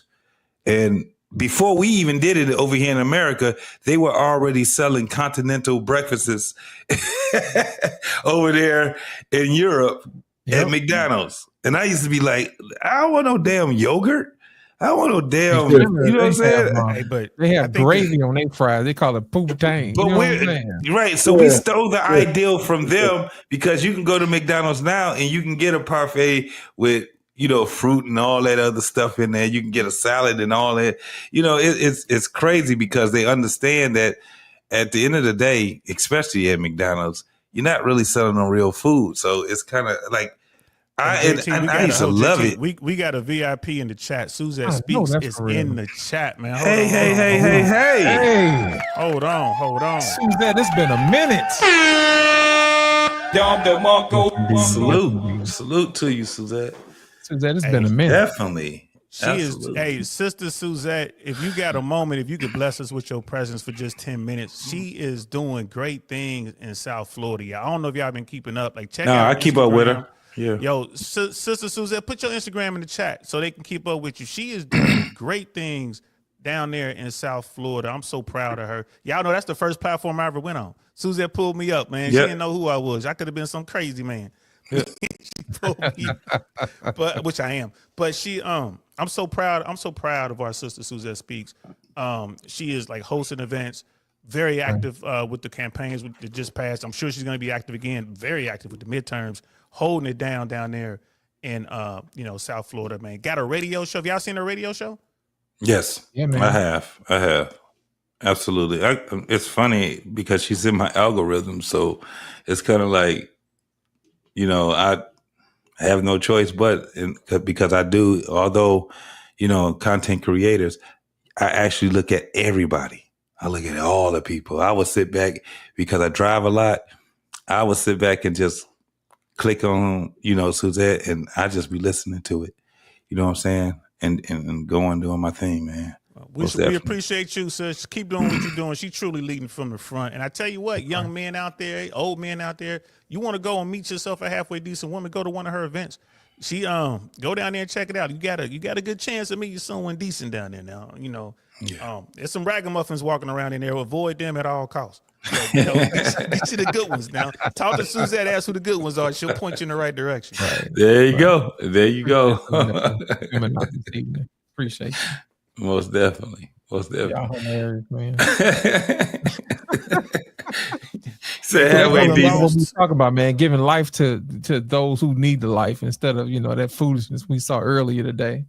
You know, I'm all about holding up the best among us. Yeah, we got to hold up the best among us, bro. We got a guy that's coming up now, man. Ask a Brother podcast. If y'all ain't seen him, he's smoking right now, bro. This dude is doing his thing. This man had a follow, and it was funny. I subscribed to him, man. 1,600 subscribers. That's all he had.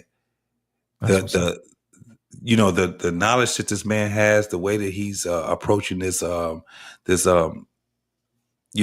space that we have right now is dope, man. So if you guys get a chance, also go over there, follow my man. He's up and coming, man, and that's dope as hell because he's doing it organically, and the man has a lot to say. He's a dope brother, man. Most definitely. He did a show. He was on with a couple white girls. They were pretty cool. I forget the name. It's like something about Their Truth podcast or something like that. Yeah. Damn near went viral, bro. It was fire. I reacted to it, man. It was a long 2-parter, but it's definitely worth watching, guys. If y'all check it out, let me see if I can find it. I'll post it in there if y'all want to go check it out. But, well, what's the guy's name? Well, his podcast is Ask a Brother Podcast. Yeah, I know you're talking about. Yeah. Lapeef just had him on. Shout out to my man, Mr. Fantastic. Today he did an interview with my man, and like I said, the guy he's from what I see, man, authentic, bro. He's thorough, most definitely. Yeah, well, people don't realize, man, for you to have a good podcast, we got to have you a crew, man. You got to have you a good co-host. You got to have your good crew to bounce ideas off, because you don't know what's gonna come out of you unless you got somebody to ask the right stuff. You know what I'm saying? That's the reason why we do so good on these panels, because you know we never know what we're gonna drag out of each other. You know what I'm saying? Yeah. Our pain, we kick the tires on our pain, and all kind of gems start falling out. I guarantee you, by the end of this week coming up, my man is gonna definitely be in the tens of thousands, no doubt about it, man. He definitely is. I think. Mostly from what I gather from this guy is that he's definitely a dude that helps out communities. That's with an S. So he doing his thing, and he just got his YouTube channel up, and right now, man, he's smoking. He killing them right now. I guarantee. Last time I saw it, when I subscribed, he was a little less than 1,600. He's probably way more than that right now. We talking about as the minutes go. This guy is definitely smoking. He's definitely gonna be one of those dudes. Yeah, I can see this brother hitting the mainstream. Of course, he's gonna do well in our community, in our spaces. But I see this brother hitting the mainstream, kind of picking up where brother Kevin Samuels left off. I mean, different. It's a different message, so to speak. Say again. Can you drop it in the back chat? I'm going. I'm looking. I almost found it. I'm almost there. The video he did on. I'm gonna drop the videos he did that I saw him on with the 2 girls, and then I'll drop his in there. I'm gonna drop them all in there. I'm going through my history now. It's taking me a while. You know what I noticed, man? Sometimes when we have these conversations, I'll go into different spaces, and I'll listen to what the ladies say, and they'll be like, "Well, the problem is it's the red pill content." I'm like, you know what? Y'all gonna have to look a little bit deeper than that. Maybe it's y'all. You know what I'm saying? Maybe y'all the subject of the content. You know what I'm saying? So maybe you should change what you're doing. Red pill content is not the problem. It's you. You know what I'm saying? You're different now. You don't have respect for men. You don't respect their time. You talk to them any old kind of way. You're being dismissive. And then you put your nose where it didn't belong, because we didn't invite you into the space. You know, we just were comparing notes, and we figured out exactly what y'all was doing, and now y'all don't like that we figured it out. So let's just be honest, about the situation. And now all of a sudden it's the red pill content, blah, blah, blah. No, it's not. It's your behavior that you don't like. And we're just telling you that we're not putting up with it no more. And that's what it boils down to. It takes, I'm saying, it takes somebody with maturity to understand that they're a part of the problem and then actually do something about fixing it instead of pointing the finger at somebody else and saying it's the content. No, it's not the content, it's you, darling. If we're being honest, you know. Mm-hmm. So that's the conversation we really need to have instead of having content and the music and the movies and the TV and the corn. It's everything but what you're doing. It's everything but what you're doing. I did a show maybe about a couple weeks ago, and we were debunking this whole feminist talking points. And one of the talking points that we talked about was they were saying that the patriarchy was the issue, the reason why women were feeling, suppressed. I say it ain't the patriarchy. It's these advertisers. The very people y'all buy stuff from is the ones who paint y'all as this, that, and the other. Mm-hmm. And I went back and I showed them, and I was like, this is what they hear from y'all. This is not on the mainstream. It's from the archives. You can look it up if you want to. As a matter of fact, I did a whole 2 or 3 shows dedicated to the fact that most of these myths that they come up with, they built the whole feminist movement on, was a bunch of junk. They were saying that women couldn't buy. They were saying that women couldn't get bank accounts. Well, that wasn't the problem. Women could always get bank accounts. What they were trying to do is they were trying to get loans without collateral, and they tried to spend it in a way. They tried to spin the conversation in a way that women were being discriminated against because they were actually women, when that wasn't the case at all. It was the fact that you didn't earn any money and you didn't have any collateral. Single women could get accounts all day long.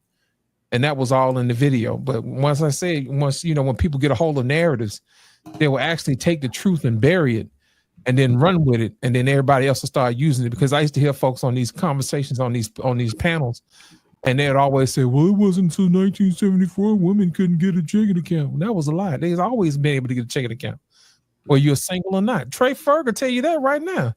It was the married women who wanted to get their own credit profile. That was the issue. And it wasn't until I put that out there, they was like, well, I never knew that. That's because y'all built y'all whole premise on somebody else's talking points, and you didn't use your mind to wind up to say, hey, that don't make sense. And then the killing part about it is, through discovery, I found out that they had, feminist credit unions.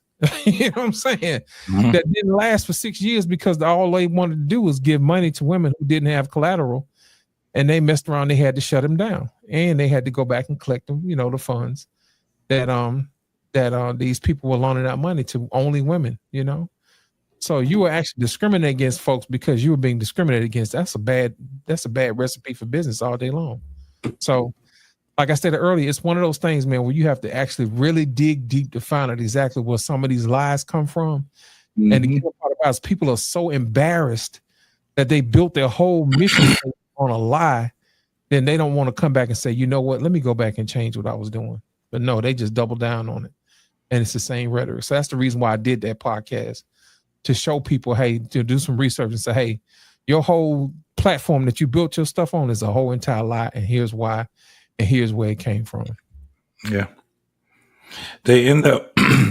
People end up crashing anyway, man, when they're not authentic. They end up crashing.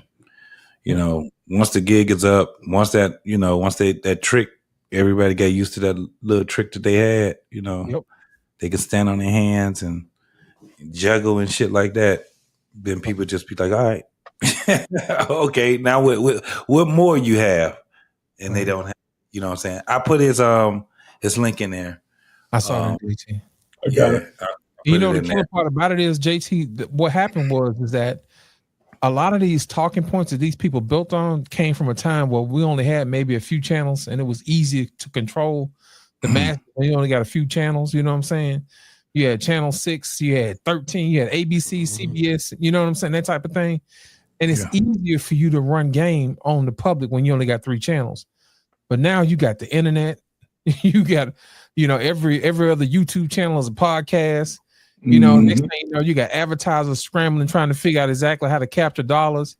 So they enlisted the help of people like Meta to capture all your metadata, you know what I'm saying? And try to build a profile up on you. To try to sell you something to get money out of your pocket, you know what I'm saying? To get you to get sticky, and they had these real bad conversations. And in between, well, on this episode of Black Man versus Black Woman, have you had cramps lately, ladies? Yeah. But we have Midol and all this other stuff. And fellas, are you tired of yelling at your old lady? Well, drink Duff beer. You know what I'm saying? That type of thing. That's like the comedians say. We arguing at each other. You know what I mean? Right. That's what the comedians say. He said they always got something for something. He said, you think you got a problem. They say, do you sleep at night and wake up in the morning? We got a pill for that ass. Exactly. It's called wake your ass up. Gotta wake your ass up and go back to sleep. Exactly. Hey, but definitely earlier in this stream, like Brother Lost, man, you were dropping some real truth bombs, bro, because your background working in finance, working in the banks. Yeah. I was thinking when you were talking about all this different, talking about the dollar and the purchasing power being gone and where we are in the world stage. What do you think we're gonna be in 10 years, bro? Based on what you know about how the dollar works and how finance really works. I'm talking about on a global scale. Because America catches cold, the rest of the world gets a flu. You know what I mean? So if it comes crashing down, man, what do you think is going to happen? Is it going to crash down? What I have been doing, I've been plotting this out since '95. So this is not nothing new to me. I've been working on this for a long time. What's going to happen is if you're not leveraged in some type of asset that can be monitored or accounted for, you know what I'm saying? It's going to be hard for you to keep up. Because if you're outside of the system, you're using cash. Well, if everything else is going past the everything else is keeping up with inflation and you got stale dollars that's outside of the system, there's only so much you can do, So the best thing for you to do is to actually get legit, get your house in order, get your affairs in order, because once they put everything on the ledger, it's not going to be a situation where people are going to be able to get over. I put it like this: the wealth is going to stay intact. The haves will always have, and the have-nots will always have not. You know what I mean? And the system that we're going to be going to is going to guarantee that, unless you come up with something now and leverage something now, or you grab property now. You know what I'm saying? Before that happens, before everything gets locked in. So that's how I see it. Well, let me ask you, if you have a lot of cash, right? We are saying it's depreciating. So when do you make a decision and say, I got to transfer this into something tangible? Like people say, buy gold. Yeah. First of all, and I think silver is underpriced, by the way. I think it's really being manipulated. It should be a whole lot more than what it is right now. And it's a great investment right now too, though, because of that. Oh, no doubt. But I'm just saying, where's the trigger point where you say, okay, I'm in stock, but stock market over every 5-year period is always up, but when is that all going to come crashing down to where it's never going to return? So now that's doomsday saying, right? So we don't know what that day might be, right? We know the country's going into debt, but so when do you start moving assets? Well, I will tell you this. I will tell you this: the best asset to have is land, and I'm going to tell you why. Oh, of course. You can grow stuff on land. You can grow food. You can pretty much sustain your stuff with land. I don't care if the price of apples gets to be $200 an apple. As long as you got access to land and grow your own dadgum apples, you can eat, baby. I'll still get a couple of apples and grow your own trees and shit, man, I'm telling you. Yeah, that's true. And if you farther enough in the south, you can get you some peach trees and some orange and what's up the lemon trees, lime trees. We got a major problem there. Yeah. What's that? If we already identified that it costs almost, I just looked at it, it's about $409,000 for a home, and people are choosing to go into this debt-infested cycle single, then a lot of people gonna have to start really thinking about how they move, and it might look similar to nomads because they're not gonna have very few places to go. People's average income is $43,000 across the country. It's going to take me, JT, R-Pain, and DL to get a house together. Yes, and this is the thing. Is that actually a bad thing? No, hold up, JT. Hold up. Here's the problem with that.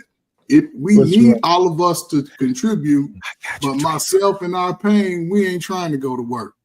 We want to kick it. We want to hang out. You get it. So how are we gonna get that? You get banished from the fucking tribe. Yeah, Shout out to my man. But you ain't gonna let me go. Uncle Jeff. Uncle Jeff. Shout out to Uncle Jeff. JT, somebody said it earlier. We want to take those people along with us. I'm not leaving my nephew and my cousin and my baby. I'm not leaving my son. I will. I'm just saying. I'm with you, but I'm just saying. People. See, the thing is, it's not our willingness to let them go. It's their willingness to stay in the tribe. That's the craziest part. No. If we running the shit, it takes the person that's not the leader to stay in what we have right now because it benefits them. That's the problem. When people don't understand what their benefits is, and you see what we have right now, you got people that got jobs. They don't give a fuck about their job. They'll fight somebody in a minute. On their job, they'll cut somebody out. They'll just destroy their whole opportunity right now because they haven't understood that in order for our world to change, there's going to be a lot of suffering. There's going to be a lot of people suffering, and they're the ones that's going to be the ones suffering. You can't save that. But to Coach Ferg, to your point, when we're talking about something and it's just in theory, people gonna get big and say all that fly shit. I ain't going nowhere. I ain't leaving Peanut and them. All this bullshit.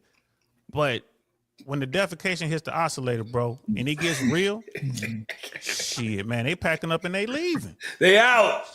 Just like with the Great Depression and how Americans were moving all over the place. You had the Dust Bowl. You had the people in the Midwest moving out to California after slavery and after Reconstruction. Black folks migrating north and going to the Midwest and all that. People will move. If brother lost his right, which I believe he is, right? And this light correction we're seeing now goes into a full-blown recession and maybe even a light depression. Bro, people gonna be moving all over the place. The West Coast is gonna get empty because people can't afford to live out there. It ain't even about being, like that, the haves and the have-nots. Now it's the have-yachts and have-nots. If you ain't got a boat, you know what side you on. Shout out to Andrew Tate. He said that shit 4 years ago. Yeah. At the end of the day, that's what it comes down to. I got the answer because I've been looking at that. I told you when I do research, I do research. This is the future. Let me show y'all what I'm talking about. Hold on, so let me share my screen so y'all can understand that some of us actually do research in our spare time. And I'm going to show y'all exactly what the business is.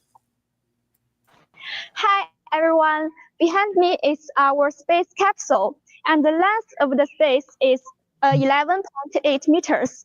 The space equipped with one balcony, one living room, one bathroom, and one bedroom.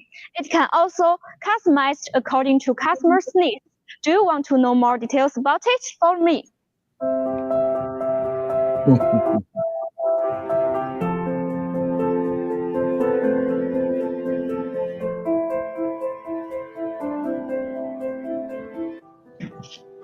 The door equipped double wide smart security door. This is the bedroom, and it can put a double bed. This is the bathroom, and this is living room. The capsule equipped with the whole house intelligent system. 小智管家，关闭客厅窗帘。好的，关闭客厅窗帘，执行。The roof has an intelligent skylight. The room have 3 sets floor-to-the-ceiling windows, used double low-E glass, and there have a big balcony which has good view. Now let me see the bathroom. The bathroom designed with the wet and dry separate and equipped with a smart beauty mirror with LED light and a wash basin. This is the toilet, and this is a shower room with shower head and a water heater.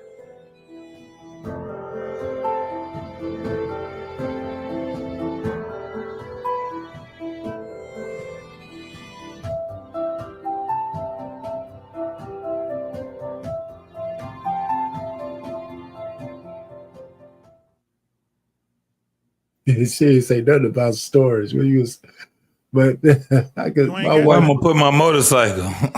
Yeah, to get you a second house, man. Yes, But that's my the future, wife. y'all. Yeah, it might be. That house My is wife like said- about maybe $11,000, $12,000. I guess you can mold it, and I know they make houses like out of containers and stuff, and more containers you can get, and all that kind of stuff. Yeah. So They got some of those, but my buddy James is really big on helping homeless vets. And here in Florida, you would think Florida, red state, you know, all that thank you for your service shit, man, they really, really do the vets dirty down here to the point where they're living in the woods. And it's not just like you're thinking all these vets living in the woods, just a bunch of men. Nah, it's their families, the men in their families. So one of the things we're doing, we're trying to, you know, get organized and start raising money so we can buy those type of living structures. We're trying to figure it out because people are donating land so they can stay on the land and the police won't harass them because it's private property and they're already living there, but they're living in tents. And then they have to walk about, 30, 40 yards or so to go to the neighboring church where they take the showers. We're talking about mom, dad, the kids. And we're trying to find a way to help them get some sort of permanent structure. But, it's Florida. We have the storms. It's like we can go buy a structure for $10,000 and set it up. And then, it won't make it through a hurricane season. So we'll be doing that every year, every other year. But it's just sad. That's where we are, man. Americans can't afford America. Yeah. And, let me ask you guys this, because I've seen it. I went to Seattle a couple of years ago. Oh, jeez. And I saw that they had these mini homes for the homeless, but they couldn't afford those. So they got rid of them.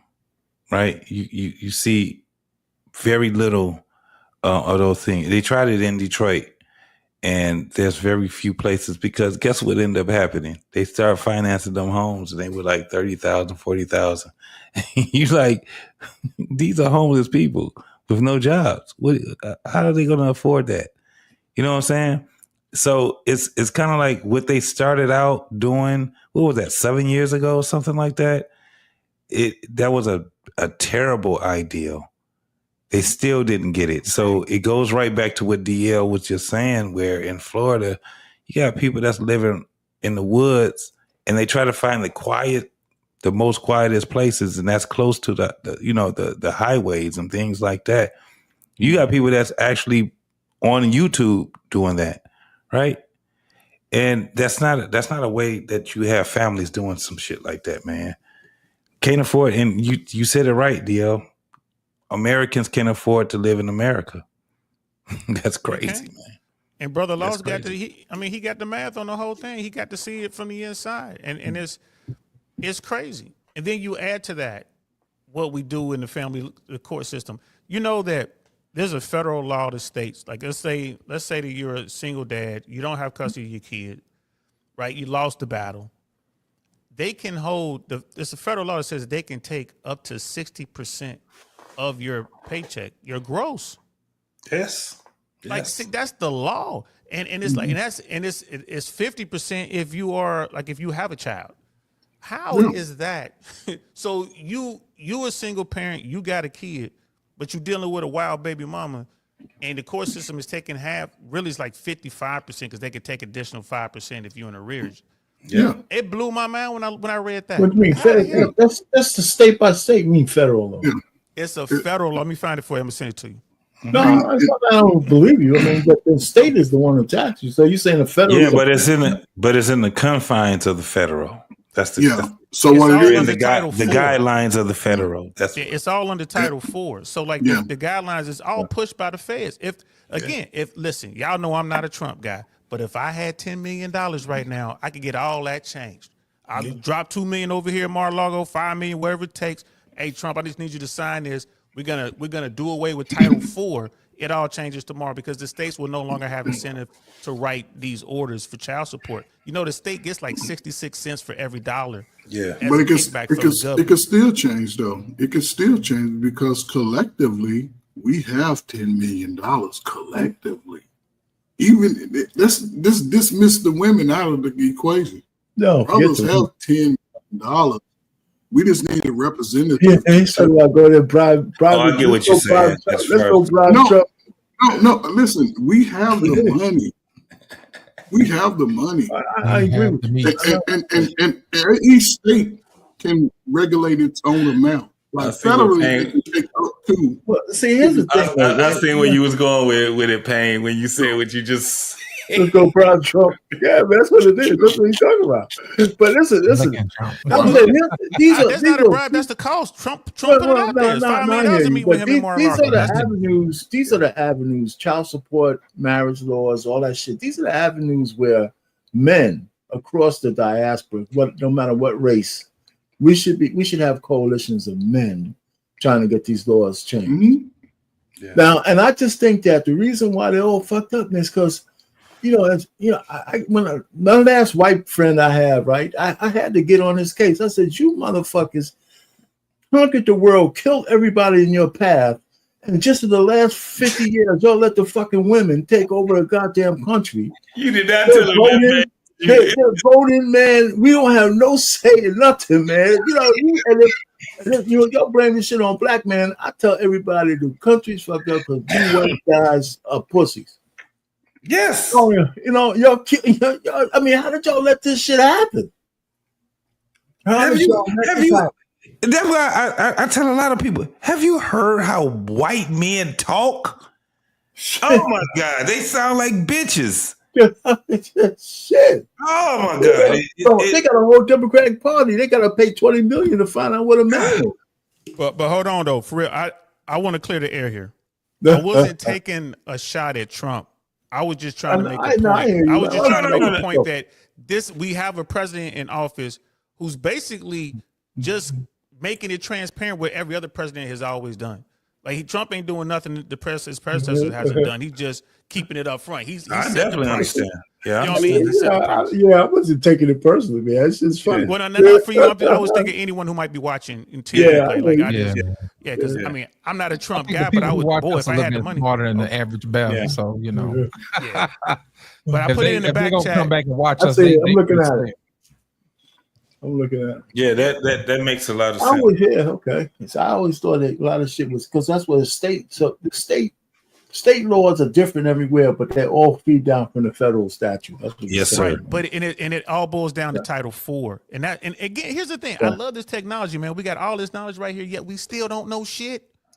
Like we still don't know it's right there. This shit is crazy. The truth about it just depends on what you want to look up. It just depends on what you want to look up.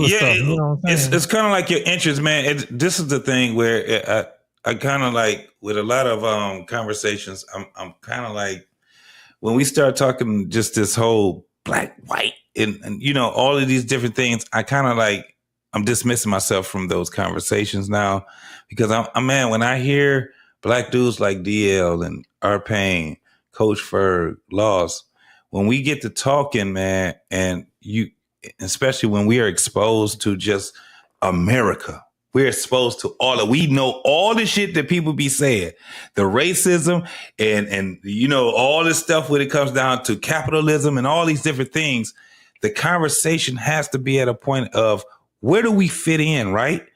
I know where I fit in. Like speaking to DL, he knows where he fit in. He's already been there, right? He knows where he fit in. He understands that there's opportunities. When I hear our pain, he knows that there's opportunities.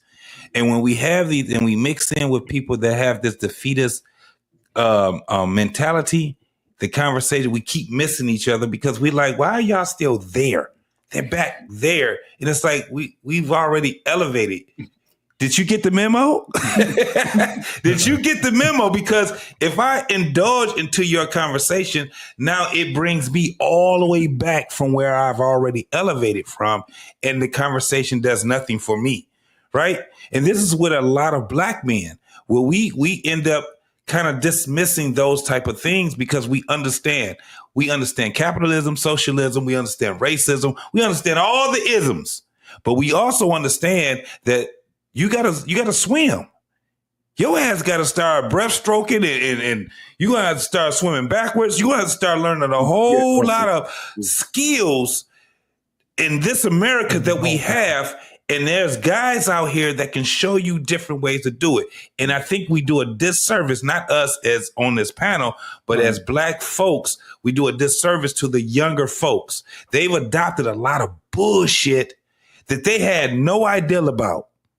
And they just parrot, all of them, they just parrot this bullshit. And that's why it's refreshing to see young folks that we talk to 35 and down, right? If you 45, I can't do nothing for you if your ass is already there. But when you already at that spot where you like, okay, I need to have something in life, or I'm having something in life, but I'm here. We can have a real conversation now. That's the problem that we have with the ones that sit back and they talking about, bullshit. I'm talking about real bullshit that keeps us just bogged down, arguing over shit that does not do anything for our life. And it kind of hurts us too. It does a disservice for us, right? Me and Coach Ferg, our pain, loss. We'll go on these other panels, man, and they talking about shit that kind of it keeps us bogged down. And we're steady trying to say, but it's not that anymore. And they would argue us down. Our pain, what do they do? When you tell them, they get to talking about this whole thing about women and men and marriage. You like, look, I have a successful marriage, but I put the work in. And then you would tell them, this is what I think as a man. Like, we hear you, right? Our pain, you said it earlier, Loss. Our pain has some of the most memorable points. We got his shit on the most, the best thing, the worst thing a man could do is turn down some willing, that shit is some real shit. It's some real shit, right? That's why we kept it. That's why Black Man kept it, right? Because what you're saying is something that can elevate us. But the thing is that when we get to having conversation with people that want to stay where they're at, having these conversations of just their surfaces of conversation, it kind of does a disservice to all of us if we indulge in it and gets to a point where I need you to come up here, brother. Like what you were just showing earlier, the women that were speaking, the way that they were speaking. Yeah. We understand exactly where they're at. So we break it down a whole different route, right? Who we talking to, right? We've always asked that. Who we talking to? We talking to our audience. And our audience are people that's a lot younger than us. I didn't even realize until I started looking, damn, 38, 35, 28. They're way 25. Younger than us. Yeah. We ain't got a whole bunch of 50, 55, 60-year-olds that's listening to us. We got like 165-year-old who listen to my channel. right. 25 to 55. You know what I'm saying? and so we understand who we're talking to. One of the things I loved about, and I still love about what DL does, he has a whole different way on how he approach, subjects that he talk about. Right. I was just talking about you, DL, like a couple of weeks ago to a bunch of young men. They were they're trying to find how to have a career, right? They got all these jobs, but they trying to find, I got a homeboy that talks about being an air traffic controller. And he talks about how to get into it, I was just telling them, and these guys are in the South, they in Arkansas and Florida. And I said, man, I guarantee, and I'm glad you showed up because we're gonna have to speak on some shit, man. I want to get these young men to a point of how you guys want to get them. And I'm talking about, these ain't no 19-year-olds. These ain't no 20-year-olds. These motherfuckers are 28, about to be in their 30s and stuff like that. And they want careers. They like, man, I don't think I'm smart enough. And I'm like, y'all still talking that crazy shit? Be resourceful. That's what being intelligent is. A person that can grab the intel, right? It don't matter. You'll be fly. Go ahead. You want to be fly, JT. You remember those little houses I was showing you? What to be fly? We had those already here. And our guys built those. Yeah. And sold them here. You know what I'm saying? That would answer a housing question that needs to be answered. Yeah. Some people don't need, a big, 45,000 square foot home or something like that. Some people just need somewhere to watch have somewhere to sleep, cook a little something, and have more yard to grow and all this other stuff. And decide if your family get bigger, just go and build you another pod. And now you got you a compound. You see what I'm saying? Yes. That type of thing. But that way of living right there, let me tell you, that way of living is for people that had the money. They had the big houses. They were having, and they like, listen, I'm not working the way that I was. Cash, bro. Yes. So guess what they're doing? They're downgrading. Most of these folks that end up having these lives that were a little lavish, you know what I'm saying? When they get older and get to be senior citizens, they like, I can't be walking up and down these goddamn stairs no more. Why do I have 5 fucking bathrooms and 6 bedrooms? Why do we, it is just us. Our kids that moved and went to Florida. Our kids that moved and went to, why are we still living here, right? This is what they be thinking. And guess what they end up doing? Moving into some shit like that, getting a RV. And then they go time and stretch, man, because it's all about living practical at that point. And I'm telling you, even at the age we at right now, you would be amazed at the way that you will actually enjoy life when you live as practical as possible. Jason, that's crazy.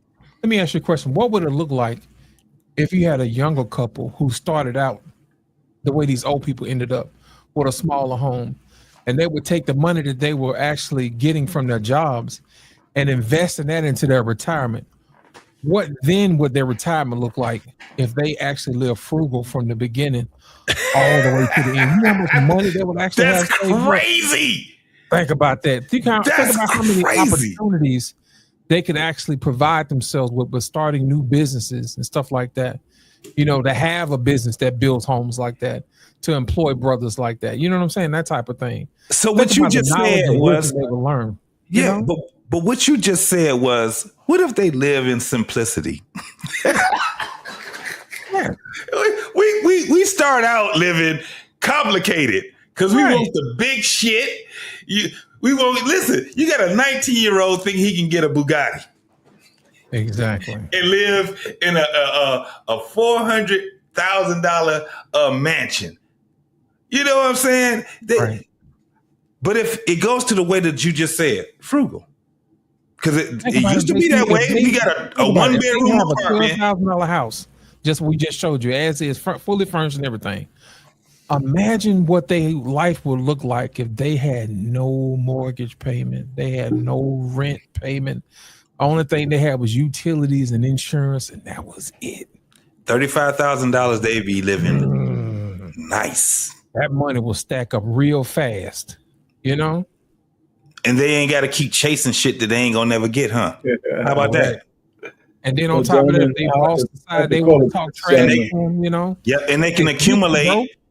And they can accumulate by just the money, the experiences in their careers and things like that. If they want to be a real entrepreneur, not this bullshit that they talking about, someone that can actually put some money into their business, a small business that turned into a Fortune 500. You know what I'm saying? Right. That makes a lot more sense. So it's not actually the economy that's fucking us up. It's the mindset that's actually fucking the people up, bro.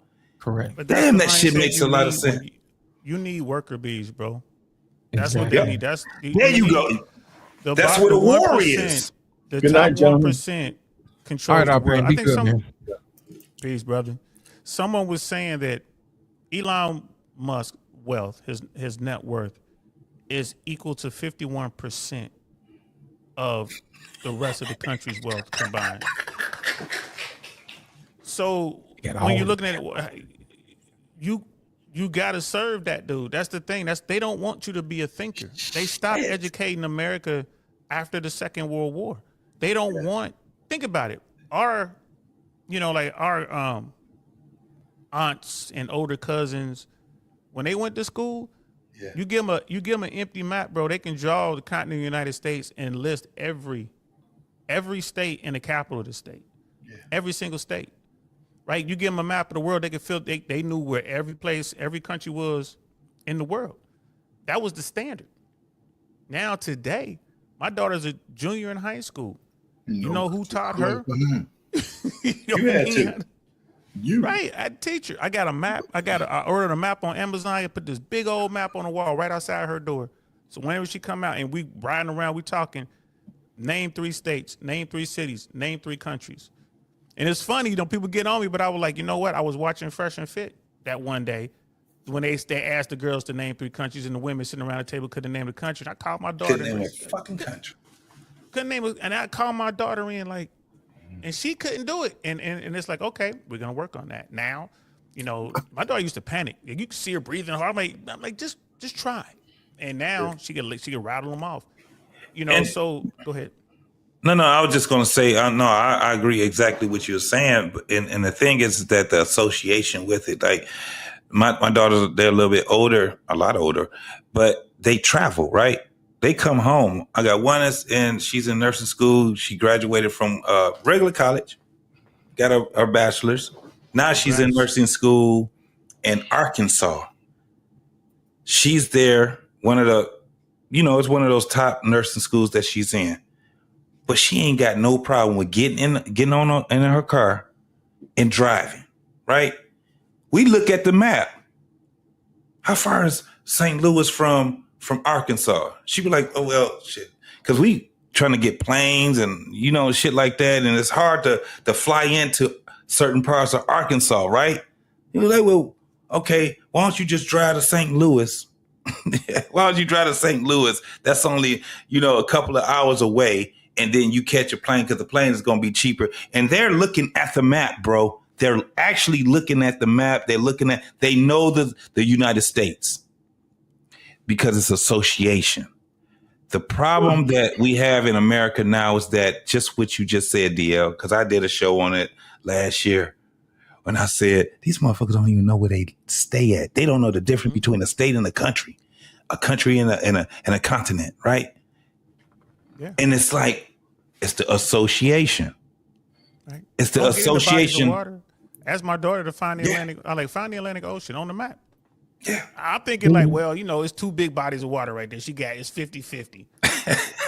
Man, listen, I broke up with a chick who got a bachelor's degree and could not show me where Africa was on the map. I was like, you got to go. Yeah. You got to go. You got to get the hell on. But here's the thing, and Coach Ferg, I'll let you cook after this. But here's the thing. I think that's by design. Yeah. I really believe that's by design. It has to be because it's successful. All the wealth cannot be up there with the 1% if people. It wouldn't be like this if people understood if they had education. True. But brother, you and JT, y'all speak from something that's dynamic, and I've been saying this, man. The default mechanism to teach is coming from both of y'all, the parent, the father.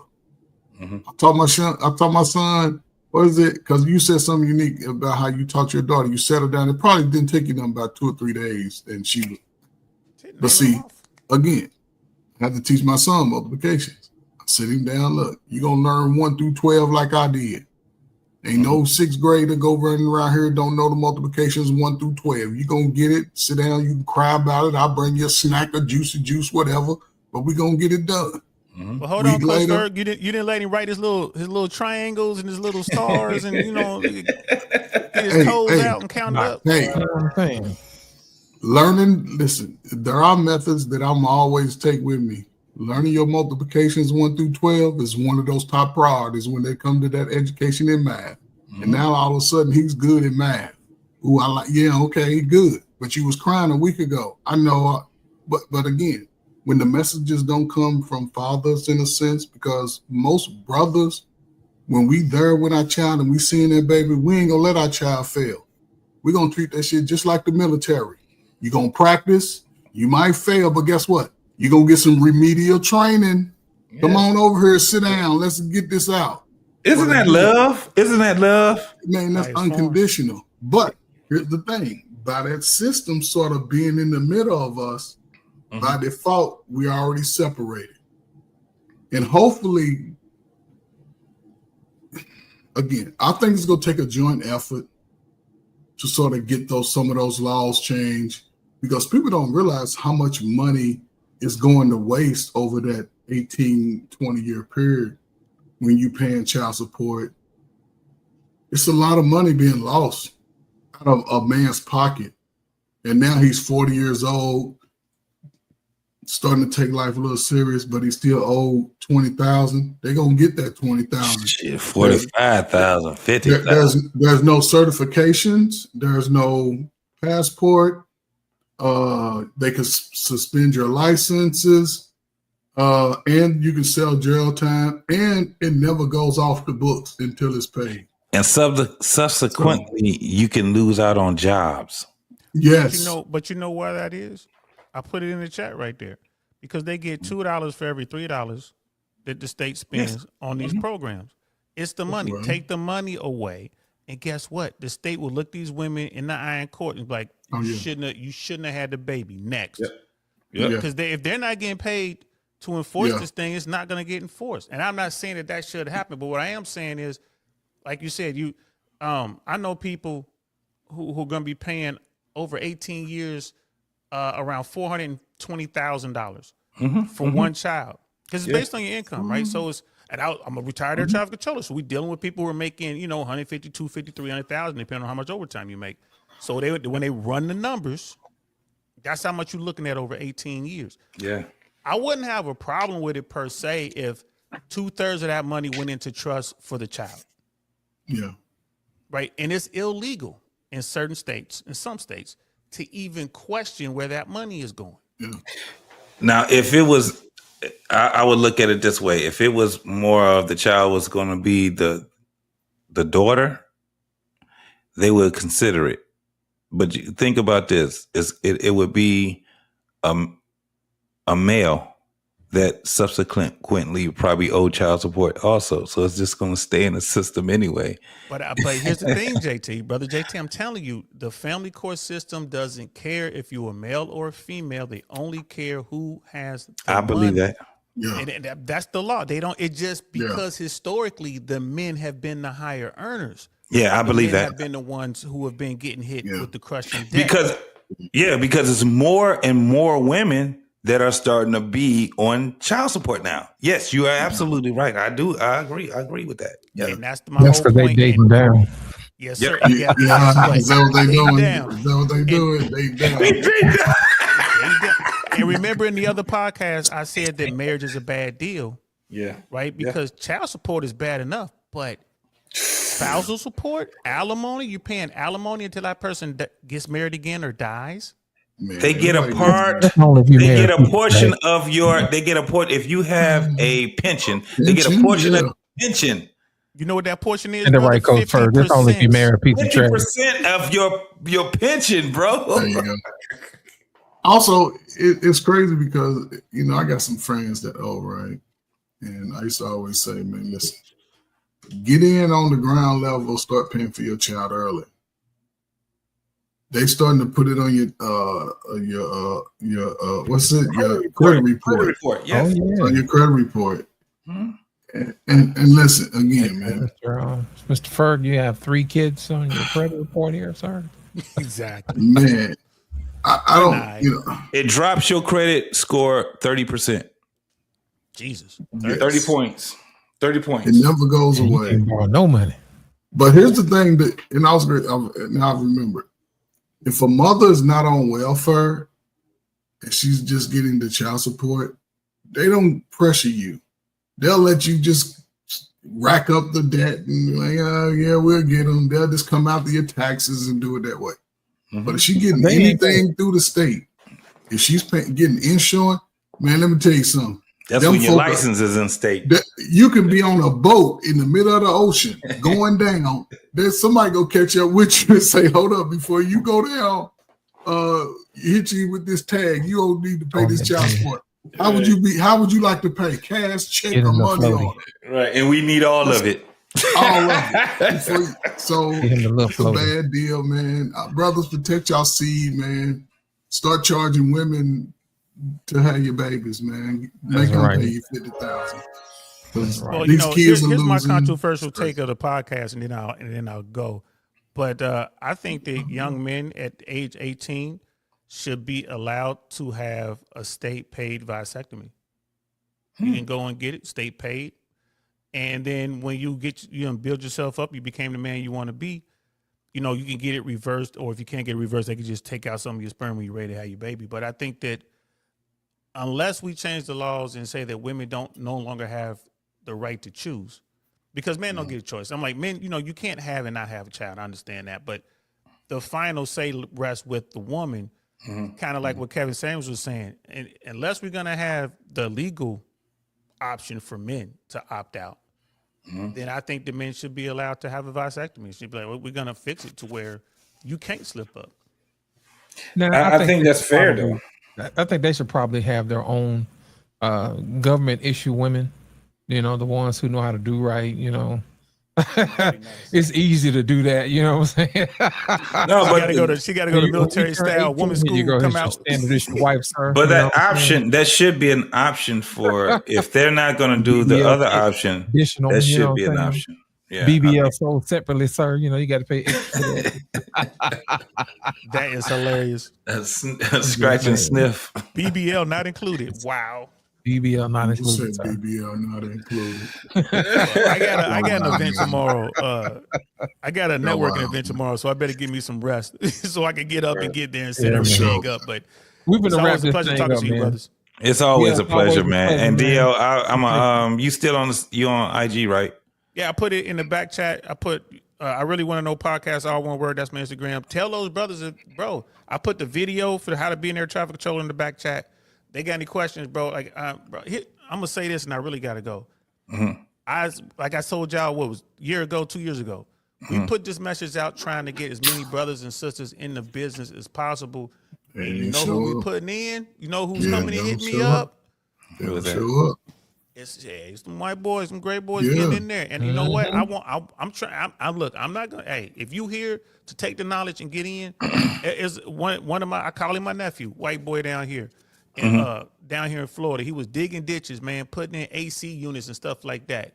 Now he's an air traffic controller in Louisiana. He went from making $25,000 a year on a good year to he's on track to make $250,000 in the next year. DL, the one that I have in mind right now, he's in the reserves and he works HVAC right now. He's and my whole thing with him is we're gonna get you where you can get that bread. It's on. And guess what? He said, I'm not smart enough. Well, try it. He's from Louisiana and he moved to Arkansas. Try it. Let the FAA tell you can't do it. Go out there and try it. Let them don't be afraid. That's my whole thing. Let them tell you no. Baby. You know what I mean? Boy. So hey, hit me up, man. Tell them brothers to hit me up. I will help them to the fullest of my abilities. I got you. Help. I've had people hit me up, strangers I ain't even heard of, I don't even know, hitting me up talking about thank you. I watched your video, and I'm in the FAA now. Thank you. Yeah. So that's the thing. You came to mind, man. A couple of weeks ago, I was just like, my man, I'm glad you came up, bro. Most definitely. I'm back in these trenches, guys. So I'm gonna get y'all up to come over to my platform so we can do a little something over there as well. Thank y'all so much. What's happening, man? Most definitely. I'm subbed, man. I'm subbed up, man. Right, salute, man. Most definitely. Peace. Fellas, we're gonna get up out of here, man. If y'all enjoyed the show, make sure y'all hit the like button, hit subscribe, hit share on the after hours of the Barbershop. Thank you for coming out, DL Saint. As always, JT from the What We Know podcast, Coach Fur, you know what I'm saying? 100 watts, we know who's watching, and all those in the chat that's watching from here to there. Appreciate y'all, man. If y'all have any questions, feel free to hit us up in the DMs. You know what I'm saying? If you want to reach out to DL Saint, make sure y'all reach out to him on Instagram, man, so you can go ahead and get that paper. So one day you can lean back and you can get you some of that. Oh, you gotta give him that hawk too and spit on that thing. Hey, man, we up out of here. Peace.